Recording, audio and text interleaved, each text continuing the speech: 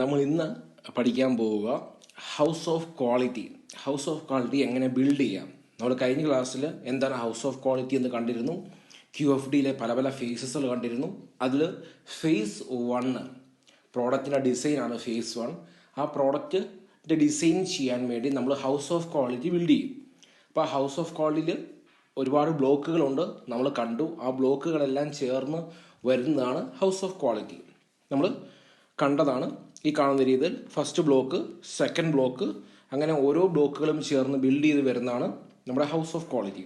അപ്പം അതിൻ്റെ ഡീറ്റെയിൽ ആയിട്ടുള്ളൊരു സ്ട്രക്ചറാണ് ഈ കാണുന്നത്. നമ്മളിനി ഓരോ ബ്ലോക്കുകളായിട്ട് എങ്ങനെ ബിൽഡ് ചെയ്യുന്നു എന്നുള്ളതാണ് പഠിക്കാൻ പോവുക. അപ്പം അതിനുള്ള സ്റ്റെപ്പുകളാണ്. സ്റ്റെപ്പ് 1 എന്ന് പറഞ്ഞാൽ ലിസ്റ്റ് കസ്റ്റമർ റിക്വയർമെൻറ്റ്സ്. കസ്റ്റമറുടെ ആവശ്യങ്ങൾ എന്താണ് എന്നുള്ളത് ലിസ്റ്റ് ചെയ്യുന്നു. അപ്പോൾ അതിനെ നമ്മൾ വാട്ട് എന്ന് വിളിക്കുന്നു. കാരണം വാട്ട് ആർ ദ റിക്വയർമെൻറ്റ്സ്, എന്തൊക്കെയാണ് കസ്റ്റമറുടെ റിക്വയർമെൻറ്റ്സ് എന്നുള്ളത് ലിസ്റ്റ് ഔട്ട് ചെയ്യുന്നതാണ് ഫസ്റ്റ് സ്റ്റെപ്പ്. സെക്കൻഡ് സ്റ്റെപ്പ് എന്ന് പറഞ്ഞാൽ ലിസ്റ്റ് ടെക്നിക്കൽ ഡിസ്ക്രിപ്റ്റേഴ്സ്. ഹൗ നമ്മുടെ കമ്പനിയിൽ എങ്ങനെ ഏതൊക്കെ രീതിയിലാണ് ആ കസ്റ്റമറുടെ ആഗ്രഹം സാധിച്ചു കൊടുക്കാൻ വേണ്ട രീതിയിൽ പ്രോഡക്റ്റ് ചെയ്യുക. ഫോർ എക്സാമ്പിൾ, നമ്മൾ ആ പ്രോഡക്റ്റ് ചെയ്തെടുക്കാൻ ഏത് ടൈപ്പ് മെറ്റീരിയലാണ് യൂസ് ചെയ്യുന്നത്, അല്ലെങ്കിൽ ഏത് മാനുഫാക്ചറിങ് പ്രോസസ്സാണ് യൂസ് ചെയ്യുന്നത് എന്ന് തുടങ്ങിയ ടെക്നിക്കൽ കാര്യങ്ങളാണ് ടെക്നിക്കൽ ഡിസ്ക്രിപ്റ്റേഴ്സിൽ പറയുക. അപ്പോൾ ഏതൊക്കെ ടെക്നിക്കൽ മേഖലകൾ യൂസ് ചെയ്താൽ നമുക്ക് ആ പ്രോഡക്റ്റ് മാനുഫാക്ചർ ചെയ്ത് കൊടുക്കാം എന്നുള്ളതിൻ്റെ ഡീറ്റെയിൽ ആയിട്ടുള്ള ലിസ്റ്റ് ഔട്ട് ചെയ്യുന്നതാണ് ഹൗ നമ്മൾ എങ്ങനെ ആ പ്രോഡക്റ്റ് മാനുഫാക്ചർ ചെയ്യാം. ഇനി മൂന്നാമത്തെ സ്റ്റെപ്പാണ് relationship matrix between whats and hows. അതായത് വാട്ടും ഹൗവും തമ്മിൽ ഒരു റിലേഷൻഷിപ്പ് മെട്രിക്സ് ഡെവലപ്പ് ചെയ്യുന്നു. അത് നമ്മൾ കാണും. Then an inter relationship matrix between house. അതായത് ഹൗസ് തമ്മിൽ, അതായത് ടെക്നിക്കൽ ഡിസ്ക്രിപ്റ്റേഴ്സുകൾ തമ്മിൽ ഒരു ഇൻ്റർ റിലേഷൻഷിപ്പ്, അത് തമ്മിൽ ഒരു റിലേഷൻഷിപ്പ് ഉണ്ടാക്കുന്ന ഒരു കോളം, അത് നമ്മൾ കാണുന്നു. Then competitive assessment. അപ്പോൾ അതിൽ 2 അസസ്മെൻ്റ് ഉണ്ട്. കസ്റ്റമർ കോമ്പറ്റീറ്റീവ് അസസ്മെൻറ്റും technical competitive assessment. Then develop prioritized customer requirements. Last develop prioritized technical descriptors. അപ്പോൾ ഈ 7 സ്റ്റെപ്പുകളിലൂടെയാണ് നമ്മൾ നേരത്തെ കണ്ട ഹൗസ് ഓഫ് ക്വാളിറ്റിയുടെ ഓരോരോ ബ്ലോക്കുകളായിട്ട് ബിൽഡ് ചെയ്ത് last complete house of quality നമ്മൾ ബിൽഡ് ചെയ്തെടുക്കുക. ഇനി നമ്മൾ ഓരോ സ്റ്റെപ്പ് ഏത് ബ്ലോക്കിനെ സൂചിപ്പിക്കുന്നു, അതെങ്ങനെയാണെന്നുള്ളത് ഡീറ്റെയിൽ ആയിട്ട് കാണാൻ പോകുന്നു. അപ്പോൾ ഇതാണ് നമ്മുടെ ഹൗസ് ഓഫ് ക്വാളിറ്റി. ഇതിനകത്ത് കാണുന്ന ഈ ബ്ലാങ്ക് ആയിട്ടുള്ള സ്പേസുകളൊക്കെയും നമ്മൾ ഫില്ല് ചെയ്യാൻ പോവുകയാണ്. സ്റ്റെപ്പ് ബൈ സ്റ്റെപ്പ് ഫില്ല് ചെയ്ത് കംപ്ലീറ്റ് ആയിട്ടുള്ളത് ലാസ്റ്റ് നമ്മൾ കാണും. ഓക്കെ, അപ്പോൾ ആദ്യം ഫസ്റ്റ് സ്റ്റെപ്പാണ് ലിസ്റ്റ് കസ്റ്റമർ റിക്വയർമെൻറ്റ്സ് വാട്ട്സ്. എന്തൊക്കെയാണ് കസ്റ്റമറുടെ ആവശ്യങ്ങൾ, കസ്റ്റമർ റിക്വയർമെൻറ്റ് എന്തൊക്കെയാണ് എന്നുള്ളത് ലിസ്റ്റ് ഔട്ട് ചെയ്യുന്നു. അപ്പോൾ ആ കാറ്റഗറിയെ നമ്മൾ എഗെയിൻ പ്രൈമറി, സെക്കൻഡറി, ടെർഷറി എന്ന് പറഞ്ഞ് തിരിക്കുന്നു. അതായത് കസ്റ്റമർ ഒരു റിക്വയർമെൻറ്റ്, അത് പ്രൈമറി. ആ പ്രൈമറി തന്നെ എഗെയിൻ സബ് ഡിവിഷൻസ് ഉണ്ടെങ്കിൽ സെക്കൻഡറി. ഇനി സെക്കൻഡറി തന്നെ സബ് ഡിവിഷൻസ് ഉണ്ടെങ്കിൽ അത് ടെർഷറി. അപ്പം ആ രീതിയിൽ പ്രൈമറി, സെക്കൻഡറി, ടെർഷറി എന്ന് പറഞ്ഞ് കസ്റ്റമർ റിക്വയർമെൻറ്റിനെ നമ്മൾ തരംതിരിക്കുന്നു. ഓക്കെ, അപ്പോൾ നമ്മൾ ഇവിടെ കസ്റ്റമർ റിക്വയർമെൻറ്റ്സ് ലിസ്റ്റ് ഔട്ട് ചെയ്യുന്നു. ഈ രീതിയിൽ കസ്റ്റമർ റിക്വയർമെൻറ്റ് എന്താണോ, അപ്പോൾ അതാണ് നമ്മുടെ ഫസ്റ്റ് ബ്ലോക്ക്. ഹൗസ് ഓഫ് ക്വാളിറ്റിയിലെ ഫസ്റ്റ് ബ്ലോക്കാണ് നമ്മൾ ഇപ്പോൾ എക്സ്പ്ലെയിൻ ചെയ്യുന്നത് ഈ ഒരു സ്റ്റെപ്പിലൂടെ. അപ്പോൾ കസ്റ്റമർ റിക്വയർമെൻറ്റ് വാട്ട്സ്. അപ്പോൾ അതിൽ പ്രൈമറി ആയിട്ടുള്ള റിക്വയർമെൻറ്റ് ഉണ്ടാകാം, സെക്കൻഡറി ഉണ്ടാകാം, ടെർഷറി ഉണ്ടാകാം. ഫോർ എക്സാമ്പിൾ, ഈ ഒരു ബ്ലോക്ക് ഇത് പ്രൈമറി റിക്വയർമെൻ്റ് ആണ്. ഔദ്യം തന്നെ 1, 2, 3 സെക്കൻഡറി റിക്വയർമെൻ്റ് ഉണ്ട്. ഇനി എഗെയിൻ ഈ ഒരു സെക്കൻഡറി റിക്വയർമെൻറ്റ് തന്നെ 2 ടെർഷറി റിക്വയർമെൻറ്റ് ഉണ്ട്. അപ്പോൾ അത്തരത്തിൽ നമ്മൾ കസ്റ്റമറുടെ ആ റിക്വയർമെൻറ്റുകളെ പലതായിട്ട് ക്ലാസിഫൈ ചെയ്യുന്നു. ഇനി നമുക്കൊരു എക്സാമ്പിൾ കാണാം. A company that manufactures bicycle components such as cranks, hubs, rims, etc. wants to expand its product line by also producing handlebar stem for mountain bikes begin the development process of designing a handlebar stem for a mountain bike by first listing the customer requirements or what the customer needs or expects in a handlebar stem. അതായത് ഇവിടെ ഒരു mountain ക്ലൈംബിങ്ങിന് വേണ്ടി നമ്മൾ use ചെയ്യുന്ന ഒരു bicycle, അതിൻ്റെ handle bar നിർമ്മിക്കുന്നു. അപ്പോൾ അതാണ് നമ്മുടെ പ്രോഡക്റ്റ്, നമ്മുടെ ഹാൻഡിൽ ബാർ ആണ് നമ്മുടെ പ്രോഡക്റ്റ്. അപ്പോൾ അതിനെ ബേസ് ചെയ്തുകൊണ്ടാണ് നമ്മൾ എൻറ്റയർ ഹൗസ് ഓഫ് ക്വാളിറ്റി ഒരു എക്സാമ്പിളായിട്ട് പറയാൻ പോവുക. അപ്പോൾ ഇവിടെ ഹാൻഡിൽ ബാർ നിർമ്മിക്കാൻ നേരത്ത് എന്തൊക്കെയാണ് കസ്റ്റമർ റിക്വയർമെൻറ്റ് നമുക്ക് നോക്കാം. ഇവിടെ കസ്റ്റമർ റിക്വയർമെൻറ്റിൽ പ്രൈമറി കാറ്റഗറിയിൽ പെടുന്നത് എസ്തെറ്റിക്സും ദെൻ പെർഫോമൻസും ആണ്. അതാണ് പ്രൈമറി ആയിട്ടുള്ള റിക്വയർമെൻറ്റ്. ഇനി അഗെയിൻ എസ്തെറ്റിക്സിൽ തന്നെ reasonable cost, aerodynamic look, nice finish, corrosion resistant, ആ 4 കാര്യങ്ങൾ എസ്തെറ്റിക്സിൽ വരുന്നു. ഇനി അഗെയിൻ പെർഫോമൻസ് നോക്കുകയാണെങ്കിൽ ആ പെർഫോമൻസിനകത്ത് വരുന്ന 3 കാര്യങ്ങളാണ് light weight, strength, durable. Okay, ഇനി ടെർഷറി ഉണ്ട് എങ്കിൽ, ഉദാഹരണം റീസണബിൾ കോസ്റ്റിന് ഇനി അഗെയിൻ സബ് ഡിവിഷൻസ് ഉണ്ട് എങ്കിൽ അത് നമ്മൾ ടെർഷറിയിൽ വയ്ക്കുന്നു. അപ്പോൾ ഈ രീതിയിൽ കസ്റ്റമർ റിക്വയർമെൻറ്റ്സ് ലിസ്റ്റ് ഔട്ട് ചെയ്യുന്നു. ഓക്കെ, അപ്പോൾ ഇത് നമ്മുടെ ഹൗസ് ഓഫ് ക്വാളിറ്റിയിലെ ലിസ്റ്റ് കസ്റ്റമർ റിക്വയർമെൻറ്റ്സ് എന്ന് പറയുന്ന ഒരു ബ്ലോക്കാണ്. ഓക്കെ, അപ്പോൾ നമ്മൾ ഇപ്പോൾ പറഞ്ഞ ഈ ഫസ്റ്റ് സ്റ്റെപ്പ് എന്ന് പറയുന്നത് ഈ കാണുന്ന ഒരു ബ്ലോക്കാണ്, list of customer requirements.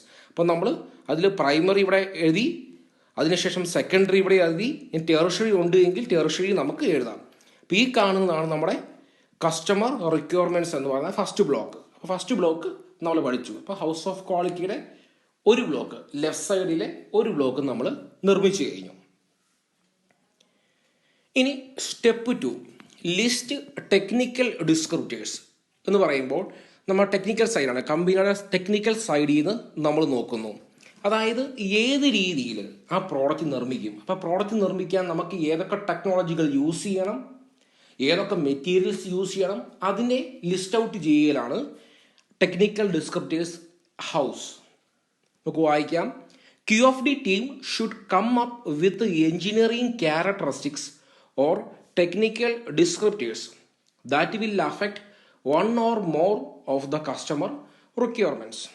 Okay, അപ്പോൾ ഇവിടെ കസ്റ്റമർ റിക്വയർമെൻറ്റുകളുണ്ട്, നമ്മൾ ഈ ടെക്നിക്കൽ സൈഡിൽ നിന്ന് നോക്കുന്നു. ടെക്നിക്കൽ സൈഡിൽ നമുക്ക് എന്തൊക്കെ നമ്മുടെ പോസിബിലിറ്റീസ് ഉണ്ട്, അല്ലെങ്കിൽ ടെക്നിക്കൽ സൈഡിൽ നമുക്കിപ്പോൾ അവൈലബിൾ ആയിട്ട് എന്തൊക്കെ ഉണ്ട് ആ പ്രോഡക്റ്റ് ചെയ്തെടുക്കാൻ, അത് നമ്മൾ ലിസ്റ്റ് ഔട്ട് ചെയ്യാൻ പോവുക. നമുക്ക് നോക്കാം. ഈ രീതിയിൽ ടെക്നിക്കൽ ഡിസ്ക്രിപ്റ്റേഴ്സ് ഹൗസ്, അപ്പോൾ അതിനെ നമ്മൾ പ്രൈമറിയും സെക്കൻഡറിയും ടെർഷറി ആയിട്ട് തിരിക്കുന്നു. നമ്മൾ നേരത്തെ കസ്റ്റമർ റിക്വയർമെൻറ്റ് പറഞ്ഞ അതേ രീതിയിൽ തന്നെ ടെക്നിക്കൽ ഡിസ്ക്രിപ്റ്റേഴ്സിനെ നമ്മൾ primary category, secondary category, tertiary category എന്ന് പറഞ്ഞ് തിരിക്കുന്നു. ഇനി നമ്മൾ പഴയ എക്സാമ്പിൾ തന്നെയാണ്, ഹാൻഡിൽ ബാറിൻ്റെ കേസിൽ നമ്മൾ അതേ എക്സാമ്പിൾ തന്നെ എടുക്കുന്നു. എന്നിട്ട് ടെക്നിക്കൽ ഡിസ്ക്രിപ്റ്റേഴ്സ് എങ്ങനെ എഴുതുന്നു എന്ന് നമുക്ക് നോക്കാം. അപ്പോൾ ഇവിടെ ടെക്നിക്കൽ ഡിസ്ക്രിപ്റ്റേഴ്സ് ഹൗസ് നമ്മൾ നോക്കുകയാണെങ്കിൽ അതിൻ്റെ പ്രൈമറി കാറ്റഗറി വരുന്നതാണ് മാനുഫാക്ചറിങ് പ്രോസസ്സും മെറ്റീരിയൽ സെലക്ഷനും. ഇനി മെറ്റീരിയൽ സെലക്ഷനകത്ത് വരുന്നതാണ് ആ ഹാൻഡിൽ ബാറിന് ഏത് മെറ്റീരിയൽ യൂസ് ചെയ്യാം. ഇവിടെ കമ്പനി കൊടുക്കുന്നത് 3 മെറ്റീരിയലാണ്, സ്റ്റീൽ, അലുമിനിയം, ടൈറ്റാനിയം. ഇനി മാനുഫാക്ചറിങ് പ്രോസസ്സ് കമ്പനിയിൽ നിലവിലുള്ളത് welding, die casting, sand casting, forging, powder metallurgy. Okay, അപ്പം ഇത്തരത്തിൽ ആ ടെക്നിക്കൽ സൈഡ് നമ്മൾ ലിസ്റ്റ് ഔട്ട് ചെയ്യുന്നു, പ്രൈമറിയും സെക്കൻഡറി ആയിട്ട്. ഇനി ടെർഷറി ഉണ്ടെങ്കിൽ അതും. അപ്പോൾ നമ്മൾ നമ്മുടെ ഹൗസ് ഓഫ് ക്വാളിറ്റിയിലെ ബ്ലോക്ക് നമ്പർ 3 എന്ന് പറയുന്ന ടെക്നിക്കൽ ഡിസ്ക്രിപ്റ്റേഴ്സ് നമ്മൾ ഈ രീതിയിൽ ബിൽഡ് ചെയ്തു. അപ്പോൾ അതിൻ്റെ പ്രൈമറി സൈഡ് ഇതാണ്, ദെൻ അതിനുശേഷം അതിൻ്റെ സെക്കൻഡറി സൈഡ് ഇതാണ്. അപ്പോൾ നമ്മൾ കസ്റ്റമർ റിക്വയർമെൻറ്റ് എന്ന് പറഞ്ഞ ഫസ്റ്റ് ബ്ലോക്ക് ബിൽഡ് ചെയ്ത് കഴിഞ്ഞു. ടെക്നിക്കൽ ഡിസ്ക്രിപ്റ്റേഴ്സ് എന്ന് പറയുന്ന 3ാമത്തെ ബ്ലോക്കും ബിൽഡ് ചെയ്ത് കഴിഞ്ഞു. ഓക്കെ, ഇനി അടുത്ത സ്റ്റെപ്പാണ് step 3, develop a relationship matrix between whats and hows. അതായത് കസ്റ്റമർ റിക്വയർമെൻറ്റും ടെക്നിക്കൽ സൈഡും തമ്മിൽ നമ്മൾ റിലേറ്റ് ചെയ്യുന്നു. അതായത് അത് തമ്മിൽ എന്തെങ്കിലും റിലേഷൻ ഉണ്ടോ. ഉദാഹരണം ഫോർ എക്സാമ്പിൾ പറയുകയാണെങ്കിൽ നമ്മൾ നേരത്തെ കണ്ട ആ എക്സാമ്പിളിൽ കസ്റ്റമർ ഒരു ആവശ്യമാണ് റീസണബിൾ ആയിട്ടുള്ള കോസ്റ്റ്. അപ്പോൾ ആ റീസണബിൾ ആയിട്ടുള്ള കോസ്റ്റ് പ്രാവർത്തികമാക്കാൻ നമ്മൾ ടെക്നിക്കൽ സൈഡിൽ നിന്ന് എന്ത് ചെയ്യാം, ഏത് മെറ്റീരിയൽ ഉപയോഗിച്ചാലാണ് കോസ്റ്റ് റെഡ്യൂസ് ചെയ്യാൻ സാധിക്കുക, ഏത് മാനുഫാക്ചറിങ് ടെക്നോളജി ഉപയോഗിച്ചാലാണ് കോസ്റ്റ് റെഡ്യൂസ് ചെയ്യാൻ സാധിക്കുക. അത്തരത്തിൽ കസ്റ്റമർ റിക്വയർമെൻറ്റും ടെക്നിക്കൽ സൈഡും തമ്മിൽ നമ്മൾ റിലേറ്റ് ചെയ്യുന്നു. Okay, compare the customer requirements and technical descriptors and determine their respective relationship. നമുക്കത് കാണാം. അപ്പോൾ ഈ രീതിയിൽ എൽ ഷേപ്ഡ് ഡയഗ്രം എന്ന് പറയും. കാരണം കസ്റ്റമർ റിക്വയർമെൻറ്റ് ഒരു സൈഡിലുണ്ട്, ലെഫ്റ്റ് സൈഡിൽ ടോപ്പിലായിട്ട് ടെക്നിക്കൽ ഡിസ്ക്രിപ്റ്റേഴ്സ് ഉണ്ട്. ഈ രണ്ട് ബോക്സുകളും തമ്മിൽ ജോയിൻ ചെയ്യുന്ന ഒരു റിലേഷൻഷിപ്പ് മെട്രിക്സ് എന്ന് പറയുന്ന ഒരു സെക്ഷൻ ഉണ്ട്. നമ്മളതിലേക്ക് പോവുകയാണ്. Relationship matrix. The relationship matrix is used to represent graphically the degree of influence between each technical descriptor and each customer requirement. For example പറയാം, നേരത്തെ പറഞ്ഞ റീസണബിൾ കോസ്റ്റ്. അപ്പോൾ ആ റീസണബിൾ കോസ്റ്റിൽ ഏത് മെറ്റീരിയൽ അല്ലെങ്കിൽ ഏത് മാനുഫാക്ചറിങ് പ്രോസസ്സ് ഉപയോഗിച്ച് കഴിഞ്ഞാൽ കോസ്റ്റ്, നമ്മൾ ഉണ്ടാക്കുന്ന ഹാൻഡിൽ ബാറിൻ്റെ കോസ്റ്റ് കുറയ്ക്കാം എന്നുള്ളത് നോക്കുന്നു. അപ്പോൾ ഒരു പർട്ടിക്കുലർ മെറ്റീരിയൽ അവിടെ നമ്മൾ കണ്ടിരുന്നു, എക്സാമ്പിളിൽ കുറേ മെറ്റീരിയൽ ഉണ്ട്, കുറേ മാനുഫാക്ചറിങ് പ്രോസസ്സ് ഉണ്ട്. അപ്പോൾ അതിൽ ഏതെങ്കിലും ഒരു മെറ്റീരിയൽ യൂസ് ചെയ്തപ്പോൾ ആ കോസ്റ്റ് വളരെയധികം കുറയുന്നതെങ്കിൽ ആ കസ്റ്റമർ റിക്വയർമെൻ്റ് ആയ റീസണബിൾ കോസ്റ്റും ടെക്നിക്കൽ സൈഡിൽ നിന്നുള്ള ആ മെറ്റീരിയലും തമ്മിലുള്ള റിലേഷൻ വളരെ സ്ട്രോങ് ആണ്. ഓക്കെ, ഇനി ഇതുപോലെ തന്നെ മാനുഫാക്ചറിങ് പ്രോസസ്സും റീസണബിൾ കോസ്റ്റും എടുത്തപ്പോഴത്തേക്കും ഒരു പർട്ടിക്കുലർ മാനുഫാക്ചറിങ് പ്രോസസ്സ് ഉപയോഗിച്ച് കഴിഞ്ഞാൽ കോസ്റ്റ് കണ്ടമാനം കുറയുന്നു. മീൻസ് ആ മാനുഫാക്ചറിങ് പ്രോസസ്സും റീസണബിൾ കോസ്റ്റും തമ്മിലുള്ള ബന്ധം കൂടുതലാണ്. അപ്പം അത്തരത്തിൽ ടെക്നിക്കൽ സൈഡും കസ്റ്റമർ റിക്വയർമെൻറ്റുകളും തമ്മിൽ ഏത് രീതിയിൽ റിലേറ്റ് ചെയ്തിരിക്കുന്നു, ഇൻഫ്ലുവൻസ് ചെയ്തിരിക്കുന്നു എന്നുള്ളതാണ് നമ്മൾ നോക്കാൻ പോവുക. അപ്പോൾ ഈ കാണുന്ന രീതിയിൽ ഇവിടെ നമുക്ക് കസ്റ്റമർ റിക്വയർമെൻറ്റ്സ് ഉണ്ട്, ഇവിടെ ടെക്നിക്കൽ ഡിസ്ക്രിപ്റ്റേഴ്സ് ഉണ്ട്. അപ്പം നമ്മൾ ഈ കാണുന്നതാണ് നമ്മുടെ റിലേഷൻഷിപ്പ് മെട്രിക്സ്. അപ്പോൾ ഈ രീതിയിൽ നമ്മൾ കുറച്ച് സിമ്പിൾസ് കൊടുക്കും. ആ സിമ്പിൾസിൽ ഓരോ വാല്യൂസ് ഉണ്ടാകും. അതായത് സോളിഡ് ആയിട്ടുള്ള സർക്കിൾ ആണെങ്കിൽ +9 എന്ന് പറയുന്ന വാല്യൂ കൊടുക്കും. മീൻസ് സ്ട്രോങ് ആണ് റിലേഷൻഷിപ്പ് എന്ന് വെച്ചാൽ ആ ടെക്നിക്കൽ സൈഡും ആ കസ്റ്റമർ റിക്വയർമെൻറ്റും തമ്മിൽ റിലേഷൻ സ്ട്രോങ് ആണ്. ഇനി വെറും സർക്കിൾ ആണെങ്കിൽ നമ്മൾ അതിന് +3 വാല്യൂ ആയിരിക്കും കൊടുക്കുന്നത്. മീഡിയം റിലേഷൻഷിപ്പാണ്. ഇനി ട്രയാങ്കിൾ ആണ് എങ്കിൽ വീക്ക് റിലേഷൻഷിപ്പാണ്, നമ്മൾ അതിന് +1 എന്ന് പറയുന്ന വാല്യൂ കൊടുക്കുന്നു. ഇനി ചില കേസിൽ റിലേഷൻഷിപ്പ് ഒന്നും ഇല്ലെന്ന് വരാം. അങ്ങനെയുള്ള കേസിൽ നമ്മൾ ബ്ലാങ്ക് ആയിട്ട് കൊടുക്കുന്നു, സിമ്പിൾസ് ഒന്നും ഉണ്ടാവില്ല. ഓക്കെ, അപ്പോൾ അതാണ് സൂചിപ്പിക്കുന്നത്. Solid circle represents a strong relationship 9, a single circle represents a medium relationship 3, a triangle represents a weak relationship 1. The box is left blank if no relationship exits. Okay, ഇപ്പം ഈ രീതിയിൽ നമ്മൾ values 9, 3, 1 കൊടുക്കുന്നു. ഇനി നമുക്ക് എക്സാമ്പിളിലേക്ക് കിടക്കാം. നേരത്തെ പറഞ്ഞ ഹാൻഡിൽ ബാർ തന്നെ നമ്മൾ എക്സാമ്പിളായിട്ട് എടുത്തു. ഇനി അതിനുശേഷം നമ്മളത് ആ ഹാൻഡിൽ ബാറിൻ്റെ കേസിൽ ടെക്നിക്കൽ സൈഡും കസ്റ്റമർ റിക്വയർമെൻറ്റും എങ്ങനെ റിലേറ്റ് ചെയ്തിരിക്കുന്നു നോക്കാം. അപ്പോൾ ഈ രീതി നമ്മൾ നോക്കുവാണെങ്കിൽ ഇവിടെ നമ്മുടെ കസ്റ്റമർ റിക്വയർമെൻ്റ് ഉണ്ട്, ഇവിടെ ടെക്നിക്കൽ സൈഡും ഉണ്ട്. അപ്പോൾ ഏതൊക്കെയാണെന്നുള്ളതാണ് എഴുതി വെച്ചിരിക്കുന്നത്. ബട്ട് നമ്മൾ റിലേഷൻഷിപ്പ് മെട്രിക്സ് ചെയ്യാൻ പോകുന്നേ ഉള്ളൂ. ഈ കാണുന്ന രീതിയിലേക്ക് നീറ്റായിട്ടൊരു ഡയഗ്രാം കാണിച്ചിരിക്കുന്നു. Customer requirement, technical side. ഇപ്പോൾ ഇത് തമ്മിൽ നമ്മൾ റിലേറ്റ് ചെയ്യാൻ പോകുന്ന റിലേഷൻഷിപ്പ് മെട്രിക്സ് എന്ന് പറയുന്ന ബോക്സാണിത്. നമുക്ക് റിലേഷൻഷിപ്പ് മെട്രിക്സ് നോക്കാം. ഇവിടെ കണ്ടോ ഈ രീതിയിൽ ബന്ധപ്പെടുത്തിയിരിക്കുന്നു. നമുക്കൊരു എക്സാമ്പിൾ എടുക്കാം. Reasonable cost. Reasonable cost strongly related ആയിട്ടിരിക്കുന്ന മെറ്റീരിയലുകൾ സ്റ്റീല്, അലുമിനിയം. പിന്നെ മാനുഫാക്ചറിങ് പ്രോസസ്സ് എന്ന് പറയുന്നത് വെൽഡിങ്, അതുപോലെ സാൻഡ് കാസ്റ്റിംഗ്. അപ്പോൾ അതിൻ്റെ മീനിങ് നമുക്ക് ഈ ഹാൻഡിൽ ബാർ റീസണബിൾ കോസ്റ്റ് എന്ന് പറയുന്ന കസ്റ്റമർ റിക്വയർമെൻറ്റിൽ നിർമ്മിക്കണമെങ്കിൽ നമുക്ക് ഉപയോഗിക്കുന്ന മെറ്റീരിയൽ സ്റ്റീലും അലുമിനിയവും എന്ന മെറ്റീരിയൽ യൂസ് ചെയ്താൽ റീസണബിൾ ആയിട്ടുള്ളൊരു കോസ്റ്റിൽ ഇറക്കാം. ഇനി മാനുഫാക്ചറിങ് പ്രോസസ്സ് നമ്മൾ വെൽഡിങ്ങോ അതോ സാൻഡ് കാസ്റ്റിങ്ങോ യൂസ് ചെയ്ത് കഴിഞ്ഞാൽ റീസണബിൾ ആയിട്ടുള്ള ഒരു കോസ്റ്റിൽ നമുക്ക് ആ പ്രോഡക്റ്റ് ഇറക്കാം. അത്തരത്തിൽ നമുക്ക് റിലേഷൻ മനസ്സിലായി. ഇനി അടുത്തൊരു കേസ് എടുക്കാം, ലൈറ്റ് വെയ്റ്റ്. ലൈറ്റ് വെയ്റ്റ് എടുക്കാൻ നേരത്ത് ലൈറ്റ് വെയ്റ്റ് സ്ട്രോങ്ലി റിലേറ്റ് ചെയ്തിരിക്കുന്നത് അലുമിനിയവും ടൈറ്റാനിയവും. എന്ന് പറഞ്ഞാൽ അലുമിനിയോ അതോ ടൈറ്റാനിയോ ഈ രണ്ട് മെറ്റീരിയൽ ഏതെങ്കിലും യൂസ് ചെയ്ത് കഴിഞ്ഞാൽ ആ ഹാൻഡിൽ ബാറിൻ്റെ വെയിറ്റ് എന്ന് പറയുന്നത് കുറഞ്ഞു കിട്ടും. കാരണം അത് സ്ട്രോങ്ലി റിലേറ്റഡ് ആണ്. ഇനി ബ്ലാങ്ക് ഉള്ള കോളം എന്ന് പറഞ്ഞാൽ ഒരു റിലേഷനും ഇല്ല. ഈ കാണുന്ന രീതിയിൽ ലൈറ്റ് വെയ്റ്റും വെൽഡിങ്ങോ ഡൈ കാസ്റ്റിങ്ങോ സാൻഡ് കാസ്റ്റിങ്ങോ ഫോർജിങ്ങോ ആയിട്ട് ഒരു ബന്ധവും ഇല്ല. ഇനി സ്ട്രെങ്ത് നോക്കാം. സ്ട്രെങ്ത് സ്ട്രോങ്ലി റിലേറ്റഡ് ആയിട്ടിരിക്കുന്ന മെറ്റീരിയൽ സ്റ്റീലും ടൈറ്റാനിയോ എന്ന് പറഞ്ഞാൽ സ്റ്റീലോ അല്ലെങ്കിൽ ടൈറ്റാനിയോ മെറ്റീരിയൽ യൂസ് ചെയ്താണ് നമ്മൾ ആ ഹാൻഡിൽ ബാർ മാനുഫാക്ചർ ചെയ്യുന്നത് എങ്കിൽ അതിൻ്റെ സ്ട്രെങ്ത് വളരെ കൂടുതലായിരിക്കും. അതുപോലെ തന്നെ ഫോർജിങ് എന്ന് പറയുന്ന മാനുഫാക്ചറിങ് പ്രോസസ്സാണ് യൂസ് ചെയ്യുന്നതെങ്കിൽ നമ്മൾ നിർമ്മിക്കുന്ന ഹാൻഡിൽ ബാറിൻ്റെ സ്ട്രെങ്ത് കൂടുതലായിരിക്കും. അപ്പം ഇത്തരത്തിൽ നമുക്കൊരു റിലേഷൻ കിട്ടി. കസ്റ്റമറുടെ ഒരു റിക്വയർമെൻറ്റും ടെക്നിക്കൽ സൈഡുകളും തമ്മിൽ നമ്മൾ റിലേറ്റ് ചെയ്ത് അതിനൊരു വെയിറ്റേജ് കൊടുക്കുന്നു. +9, +3, +1, പിന്നെ ബ്ലാങ്ക് ആയിട്ട് നോ റിലേഷൻ. അപ്പം അത് തന്നെയാണ് എഗെയിൻ നമ്മൾ ഈ കാണുന്ന റിലേറ്റ് ചെയ്തിരിക്കുന്നു. ഇനി നമ്മൾ ഓൾറെഡി ബ്ലോക്ക് 1 നമ്മുടെ ഹൗസ് ഓഫ് ക്വാളിറ്റിയുടെ ബ്ലോക്ക് 1 നിർമ്മിച്ചു കഴിഞ്ഞു. ഹൗസ് ഓഫ് ക്വാളിറ്റിയുടെ ബ്ലോക്ക് 3 നമ്മൾ നിർമ്മിച്ചു കഴിഞ്ഞു. ഇനി ഹൗസ് ഓഫ് ക്വാളിറ്റിയുടെ ഈ കാണുന്ന ബ്ലോക്ക്, അതാണ് നമ്മളിപ്പോൾ ഡിസ്കസ് ചെയ്ത relationship matrix. Block number 4, block number 4, ഇതാണ് നമ്മുടെ relationship matrix. Relationship matrix between customer requirements and technical descriptors. അപ്പം നമ്മൾ 4 എന്ന ബ്ലോക്കും നിർമ്മിച്ചു കഴിഞ്ഞു. Block number 1, block number 3, block number 4. അപ്പം നമ്മുടെ ഹൗസ് ഓഫ് ക്വാളിറ്റിയുടെ ഈ 3 ബ്ലോക്കുകൾ നമ്മൾ നിർമ്മിച്ചിരിക്കുകയാണ്. ഇനി അടുത്തത് നമ്മൾ സ്റ്റെപ്പ് 4ലേക്ക് പോവുകയാണ്. Develop an inter relationship matrix between house എന്ന് പറയുമ്പോൾ ഇൻ്റർ റിലേഷൻഷിപ്പ്, അതായത് ഹൗസ് തമ്മിൽ ഒരു ഇൻ്റർ റിലേഷൻഷിപ്പ് എന്ന് പറഞ്ഞാൽ ടെക്നിക്കൽ സൈഡുകൾ തമ്മിൽ ഒരു ഇൻ്റർ റിലേഷൻഷിപ്പ് ആയിട്ടുള്ള മെട്രിക്സ് ക്രിയേറ്റ് ചെയ്യുന്നു. നോക്കാം.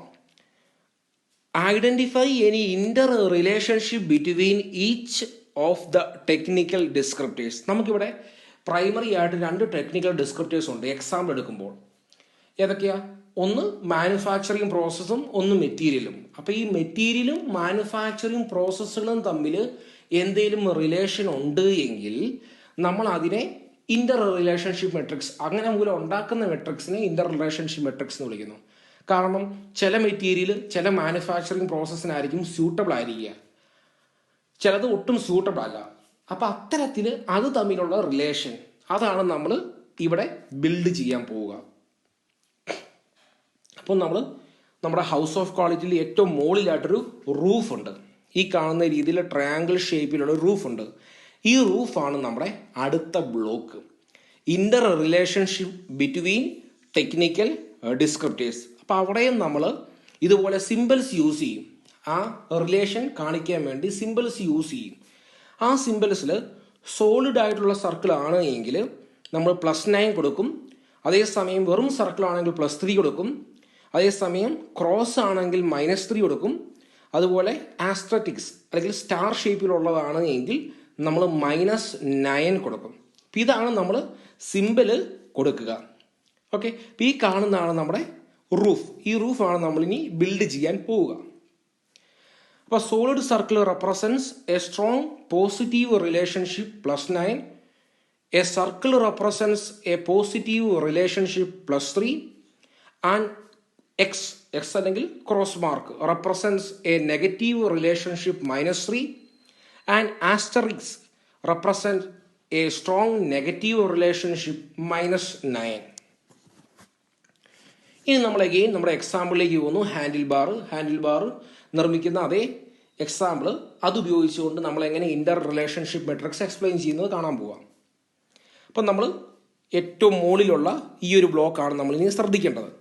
നമ്മുടെ കസ്റ്റമർ റിക്വയർമെൻറ്റ് എന്ന ബ്ലോക്ക് കഴിഞ്ഞു, ടെക്നിക്കൽ ഡിസ്ക്രിപ്റ്റേഴ്സ് എന്ന ബ്ലോക്ക് കഴിഞ്ഞു, ഇൻ്റർ റിലേഷൻഷിപ്പ് മെട്രിക്സ് ബിറ്റ്വീൻ ടെക്നിക്കൽ സൈഡും കസ്റ്റമർ റിക്വയർമെൻറ്റും കഴിഞ്ഞു. ഇനി നമുക്കുള്ളത് ഇൻ്റർ റിലേഷൻഷിപ്പ് ബിറ്റ്വീൻ ടെക്നിക്കൽ ഡിസ്ക്രിപ്റ്റേഴ്സ് ആണ്. അപ്പോൾ അവിടെയുള്ള സിമ്പിൾ +9, +3, -3, -9 ഉണ്ട്. ഇനി നമുക്ക് നോക്കാം. ആദ്യം ഒരു എക്സാമ്പിൾ തന്നെ എടുക്കാം. നമുക്ക് ഈ കാണുന്ന ഒരു സോളിഡ് സർക്കിൾ ഉണ്ട്. ആ സോളിഡ് സർക്കിൾ ഏതുമായിട്ട് ബന്ധപ്പെട്ടു എന്ന് നോക്കാം. ഈ സോളിഡ് സർക്കിൾ നമ്മൾ എടുക്കുകയാണെങ്കിൽ ടൈറ്റാനിയം എന്ന് പറയുന്ന മെറ്റീരിയലുമായിട്ട് ഈ സോളിഡ് സർക്കിൾ ബന്ധപ്പെട്ടിരിക്കുന്നു. അതുപോലെ തന്നെ ആ സോളിഡ് സർക്കിൾ പൗഡർ മെറ്റലർജി എന്ന് പറയുന്ന മാനുഫാക്ചറിങ് പ്രോസസ്സുമായിട്ട് ബന്ധപ്പെട്ടിരിക്കുന്നു.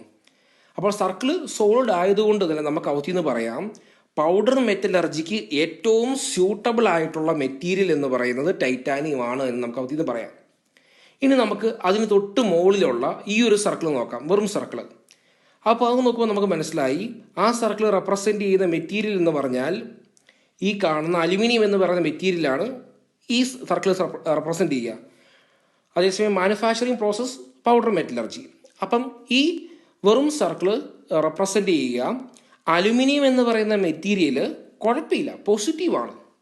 എന്തിന്? പൗഡർ മെറ്റലർജിക്ക്. പക്ഷെ ബെസ്റ്റ് അല്ല എന്നാണ് ഔത്തിന്ന് മനസ്സിലാകുന്ന കാര്യം. ഇതേപോലെ നമ്മൾ ക്രോസ് എടുക്കുകയാണെങ്കിൽ സ്റ്റീൽ എന്ന് പറയുന്ന മെറ്റീരിയൽ പൗഡർ മെറ്റലർജിക്ക് ഓക്കെ അല്ല, നെഗറ്റീവായിട്ടാണ് കാണുക. ഓക്കെ, അപ്പം ഇത് നമ്മൾ മെറ്റീരിയലുകളും ഒരു മാനുഫാക്ചറിങ് പ്രോസസ്സ് തമ്മിൽ റിലേറ്റ് ചെയ്തു. ഇനി നമുക്ക് അടുത്ത ഒരു മാനുഫാക്ചറിങ് പ്രോസസ്സ് എടുക്കാം, ഫോർജിങ്. അപ്പോൾ ആ ഫോർജിങ് എടുക്കാൻ നേരത്ത് നമ്മൾ നോക്കുകയാണെങ്കിൽ ഫോർജിങ്ങും ഓരോ മെറ്റീരിയലും തമ്മിലുള്ള ബന്ധം നോക്കാം. ആദ്യം ഈ ക്രോസ് നോക്കുകയാണെങ്കിൽ, അതായത് നമ്മൾ ടൈറ്റാനിയവും ഫോർജിങ്ങും തമ്മിൽ നമ്മൾ നോക്കുകയാണെങ്കിൽ നെഗറ്റീവാണ്. എന്ന് പറഞ്ഞാൽ ടൈറ്റാനിയം ഒരിക്കലും ഫോർജിങ്ങിന് സ്യൂട്ടബിൾ അല്ല. എഗെയിൻ നമ്മൾ അലുമിനിയം നോക്കുക, അലുമിനിയവും ഈ പറയുന്ന ഫോർജിങ്ങും നോക്കുകയാണെങ്കിൽ അതും ക്രോസാണ്. കാരണം ഫോർജിങ്ങിനൊട്ടും അലുമിനിയം സ്യൂട്ടബിൾ അല്ല.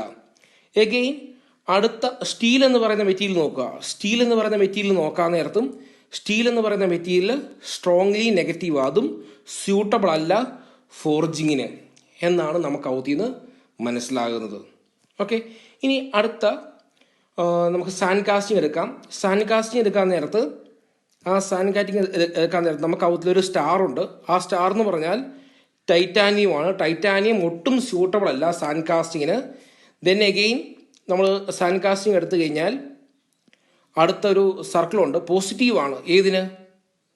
അലുമിനിയം. എന്ന് വെച്ചാൽ അലുമിനിയം എന്ന് പറഞ്ഞ മെറ്റീരിയൽ സാൻഡ് കാസ്റ്റിങ്ങിന് ഓക്കെ കുഴപ്പമില്ല എന്നുള്ള രീതിയിലാണ്. ദെൻ എഗെയിൻ സാൻഡ് കാസ്റ്റിംഗ് നമ്മൾ നോക്കുകയാണെങ്കിൽ സോളിഡ് സർക്കിൾ വരുന്നത്, അതായത് സ്ട്രോങ് റിലേഷൻ വരുന്നത് സ്റ്റീലുമായിട്ട്. എന്ന് പറഞ്ഞാൽ സ്റ്റീൽ എന്ന് പറയുന്ന മെറ്റീരിയൽ യൂസ് ചെയ്തുകൊണ്ട് സാൻഡ് കാസ്റ്റിംഗ് ചെയ്യുകയാണെങ്കിൽ അത് ഏറ്റവും ബെറ്ററാണ്. ഓക്കെ, ക്ലിയർ ആയല്ലോ. അപ്പോൾ ഈ രീതിയിൽ നമ്മൾ ടെക്നിക്കൽ സൈഡുകൾ തമ്മിൽ റിലേറ്റ് ചെയ്ത് അതിനൊരു വെയിറ്റേജ് കൊടുക്കുന്നു, ഒരു മാർക്ക് കൊടുക്കുന്നു. ഇപ്പോൾ ഇവിടെ നമ്മൾ മെറ്റീരിയൽസും മാനുഫാക്ചറിങ് പ്രോസസ്സും തമ്മിലായിരുന്നു നമ്മൾ റിലേറ്റ് ചെയ്ത് മാർക്ക് കൊടുത്തത്. അപ്പോൾ നമ്മൾ അടുത്ത ബ്ലോക്ക് നിർമ്മിച്ചിരിക്കുകയാണ്. അപ്പോൾ നമ്മൾ കസ്റ്റമർ റിക്വയർമെൻറ്റ് എന്ന് പറയുന്ന ഫസ്റ്റ് ബ്ലോക്ക്, ദെൻ അതിനുശേഷം നമ്മൾ ടെക്നിക്കൽ ഡിസ്ക്രിപ്റ്റേഴ്സ് എന്ന് പറയുന്ന തേർഡ് ബ്ലോക്ക്, ദെൻ അതിനുശേഷം relationship matrix between customer requirement and technical descriptors എന്ന് പറയുന്ന ഫോർത്ത് ബ്ലോക്ക്, നമ്മളിപ്പം പഠിച്ചത് അഞ്ചാമത്തെ ബ്ലോക്കാണ്, inter relationship between technical descriptors എന്ന് പറയുന്ന ഈ റൂഫ് എന്ന ബ്ലോക്ക് നമ്മൾ നിർമ്മിച്ചു. അപ്പോൾ നമ്മളിപ്പം 4 ബ്ലോക്കുകൾ ഹൗസ് ഓഫ് ക്വാളിറ്റിയുടെ നിർമ്മിച്ചിരിക്കുകയാണ്. ഇനി അഞ്ചാമത്തെ സ്റ്റെപ്പ് 5 കോമ്പറ്റിറ്റീവ് അസസ്മെൻറ്റ് എന്ന് പറഞ്ഞാൽ കമ്പയർ ചെയ്യുമ്പോൾ ആരുമായിട്ട് കമ്പയർ ചെയ്യുന്നു? നമ്മുടെ ഒരു കമ്പനിയിലെ ഒരു പ്രോഡക്റ്റ് അല്ലെങ്കിൽ നമ്മുടെ കമ്പനിയിലെ പ്രോഡക്റ്റും മറ്റ് കമ്പനിയിലെ പ്രോഡക്റ്റുകളുമായിട്ട് താരതമ്യം ചെയ്യുന്നു. കുറച്ചുകൂടെ വ്യക്തമായിട്ട് പറയുകയാണെങ്കിൽ ഈ കോമ്പറ്റിറ്റീവ് എന്ന് പറഞ്ഞാൽ കോമ്പറ്റീഷൻ, മറ്റ് കമ്പനികളുമായിട്ടുള്ളൊരു താരതമ്യം.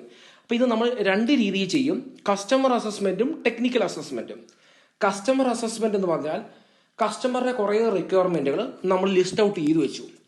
ഈ ഓരോ ലിസ്റ്റ് ഔട്ട് ചെയ്ത കസ്റ്റമർ റിക്വയർമെൻറ്റും നമ്മുടെ കമ്പനി എത്രത്തോളം ഇമ്പോർട്ടൻസ് കൊടുക്കുന്നുണ്ട്, അതിൻ്റെ വെയിറ്റേജ് എത്രയാണ്, അത് നമ്മൾ ഇത്ര വാല്യൂ അതിനിടും. ഇനി മറ്റ് കമ്പനികൾ ഇതേ കാര്യത്തിന് എത്രയാണ് വെയിറ്റേജ് കൊടുക്കുന്നത്, അതിനൊരു വാല്യൂ ഇടും. ഓക്കെ, അതാണ് കസ്റ്റമർ കോമ്പറ്റിറ്റീവ് അസസ്മെൻറ്റ്. ഇനി ടെക്നിക്കൽ കോമ്പറ്റിറ്റീവ് അസസ്മെൻറ്റ് എന്ന് പറഞ്ഞാൽ നമ്മളിപ്പോൾ ടെക്നിക്കൽ സൈഡിൽ ഏതൊക്കെ മെറ്റീരിയൽ ഏതൊക്കെ മാനുഫാക്ചറിങ് പ്രോസസ്സാണ് യൂസ് ചെയ്യുന്നത് കണ്ടു. ഇനി ആ ഓരോ മെറ്റീരിയൽ അല്ലെങ്കിൽ ആ ഓരോ മാനുഫാക്ചറിങ് പ്രോസസ്സിനും നമ്മുടെ കമ്പനി എത്ര വെയിറ്റേജ് കൊടുക്കുന്നു, അതിനൊരു വാല്യൂ ഉണ്ട്. ഇനി മറ്റ് കമ്പനികൾ അതിനെത്രയാണ് വെയിറ്റേജ് കൊടുക്കുന്നത് എന്ന്. ഫോർ എക്സാമ്പിൾ, ടൈറ്റാനിയം എന്ന് പറയുന്ന മെറ്റീരിയലാണ്. ഇപ്പോൾ ഉദാഹരണം നമ്മൾ കൊടുക്കുന്ന വെയിറ്റേജ് ഒരു പർട്ടിക്കുലർ വാല്യൂ ആണെന്ന് കരുതിക്കോ. ഇനി മറ്റ് കമ്പനി വാല്യൂ മേ ബി കൂട്ടിക്കൊടുക്കുകയെന്ന് കരുതിക്കോ. അങ്ങനെയെങ്കിൽ ആ ഒരു പർട്ടിക്കുലർ മെറ്റീരിയൽ എടുത്താൽ നമ്മുടെ കമ്പനിയും മറ്റ് കമ്പനികളും അതിന് എത്രത്തോളം വെയിറ്റേജ് കൊടുക്കുന്നുണ്ട് എന്ന് നമുക്ക് മനസ്സിലാക്കാൻ സാധിക്കുന്നു. അതാണ് അവിടെ ഇമ്പോർട്ടൻസ്. ഇനി അതുപോലെ കസ്റ്റമർ കോമ്പറ്റീറ്റീവ് അസസ്മെന്റ് എടുത്താൽ കസ്റ്റമറുടെ ഒരാഗ്രഹത്തിന് നമ്മൾ കൊടുക്കുന്ന വെയിറ്റേജും മറ്റ് കമ്പനികൾ കൊടുക്കുന്ന വെയിറ്റേജും എത്രത്തോളം ഉണ്ടെന്ന് മനസ്സിലാക്കാം. ഉദാഹരണം, കസ്റ്റമർ റിക്വയർമെന്റ് ആണ് റീസണബിൾ കോസ്റ്റ്. അതിന് നമ്മളൊരു വെയിറ്റേജ് കൊടുത്തു, മറ്റ് കമ്പനിക്കാർ അതിന് കൂടിയ വെയിറ്റേജ് കൊടുത്തു എന്ന് പറഞ്ഞാൽ അതിൻ്റെ മീനിങ് മറ്റ് കമ്പനിക്കാർ റീസണബിൾ കോസ്റ്റ് എന്ന് പറയുന്ന ആ കസ്റ്റമറുടെ ആഗ്രഹത്തിന് കൂടുതൽ പരിഗണന കൊടുത്തു എന്നാണ്. അപ്പോൾ അത് നമുക്ക് ഒരു ഇടിവാണ്. കാരണം അപ്പം അത്തരത്തിൽ റീസണബിൾ കോസ്റ്റിലുള്ള ഒരു പ്രോഡക്റ്റ് മാർക്കറ്റിൽ ഇറങ്ങിക്കഴിഞ്ഞാൽ ആൾക്കാരുടെ ശ്രദ്ധ കൂടുതലും അങ്ങോട്ടാകും. അപ്പം അതുകൊണ്ട് നമ്മളും റീസണബിൾ കോസ്റ്റിന് ഇമ്പോർട്ടൻസ് കൊടുക്കണം. കാരണം നമ്മുടെ കോമ്പറ്റീഷനിലുള്ള മറ്റ് കമ്പനികൾ റീസണബിൾ കോസ്റ്റിൽ ഫോക്കസ് ചെയ്യുന്നു. സോ അത് അവർക്കൊരു ട്രേഡ് മാർക്ക് അല്ലെങ്കിൽ അവർക്ക് പ്രോഡക്റ്റിന് വിൽക്കാൻ അതൊരു തുറുപ്പ് ചീട്ടാകും എന്നൊരു സ്ഥിതി വന്നേക്കാം. അപ്പം അത് കണ്ടുകൊണ്ട് നമ്മളും വരുന്നു, കസ്റ്റമറെ ആഗ്രഹത്തിന് ഇമ്പോർട്ടൻസ് കൊടുക്കുമോ വേണ്ടയോ എന്നുള്ളത് നമുക്ക് തീരുമാനിക്കാൻ സാധിക്കുന്നു. അപ്പം അതാണ് ഈ അസസ്മെന്റ്. അതായത് നമ്മുടെ കമ്പനിയും മറ്റ് കമ്പനികളുടെയും കസ്റ്റമറുടെ റിക്വയർമെന്റ്സുകളും അതുപോലെ ടെക്നിക്കൽ സൈഡുകളും തമ്മിലൊരു കമ്പാരിസൺ നടത്തുന്ന സെക്ഷനാണ്. How competitive products compare with current organisation products. അതാണ് നമ്മുടെ കമ്പനിയും മറ്റ് കമ്പനികളും തമ്മിൽ ഒരു കമ്പാരിസൺ. അപ്പോൾ അതാണ് കോമ്പറ്റീറ്റീവ് അസസ്മെന്റ്. നമുക്ക് ആദ്യം കസ്റ്റമർ കോമ്പറ്റീറ്റീവ് അസസ്മെന്റിലേക്ക് പോകാം. ഇവിടെ നമ്മൾ 1 തൊട്ട് 5 വരെ റേറ്റിംഗ് കൊടുക്കും. നമ്മൾ നേരത്തെ പറഞ്ഞ വെയിറ്റേജ് കൊടുക്കും. 1 എന്ന് പറഞ്ഞാൽ 1 ഫോർ വേസ്റ്റ്, 5 ഫോർ ബെസ്റ്റ് എന്ന് പറഞ്ഞാൽ 1 ആണ് ഞാനൊരു വാല്യൂ കൊടുക്കുന്നെങ്കിൽ അതിന് വലിയ ഇമ്പോർട്ടൻസ് ഇല്ല എന്നാണ്.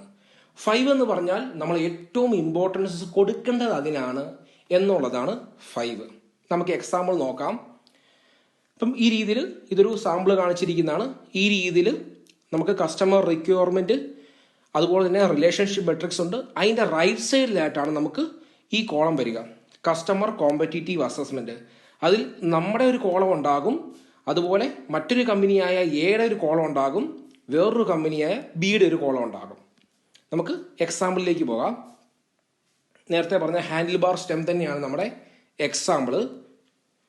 അപ്പം ഈ രീതിയിൽ നമ്മളിപ്പോൾ ഇതുകൊണ്ടോ നമ്മുടെ customer requirement, technical side, then Inter relationship matrix, ഈ കാണുന്ന ഇന്റർ റിലേഷൻഷിപ്പ് മെട്രിക്സ്, ദെൻ അതിനുശേഷം ഏറ്റവും മുകളിൽ കാണുന്ന ഇന്റർ റിലേഷൻഷിപ്പ് മെട്രിക്സ്, ദെൻ ഈ കാണുന്നത് relationship matrix between technical side and customer requirements.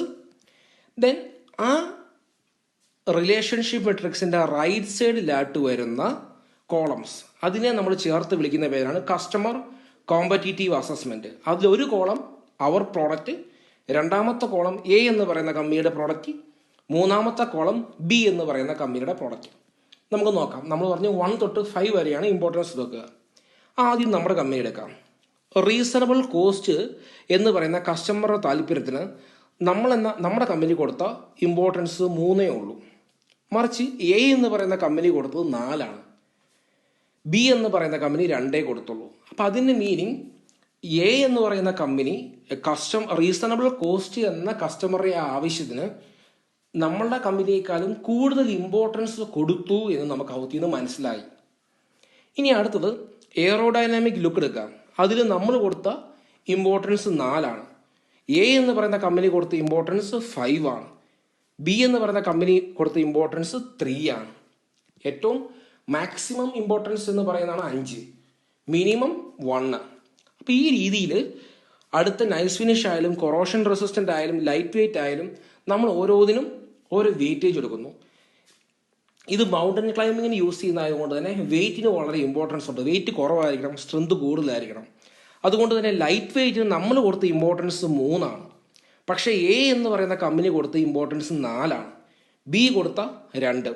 സ്ട്രെങ്തിന് നമ്മൾ കൊടുത്ത ഇമ്പോർട്ടൻസ് 3, എ എന്ന് പറയുന്ന കമ്പനി 3, ബി എന്ന് പറയുന്ന കമ്പനി 4.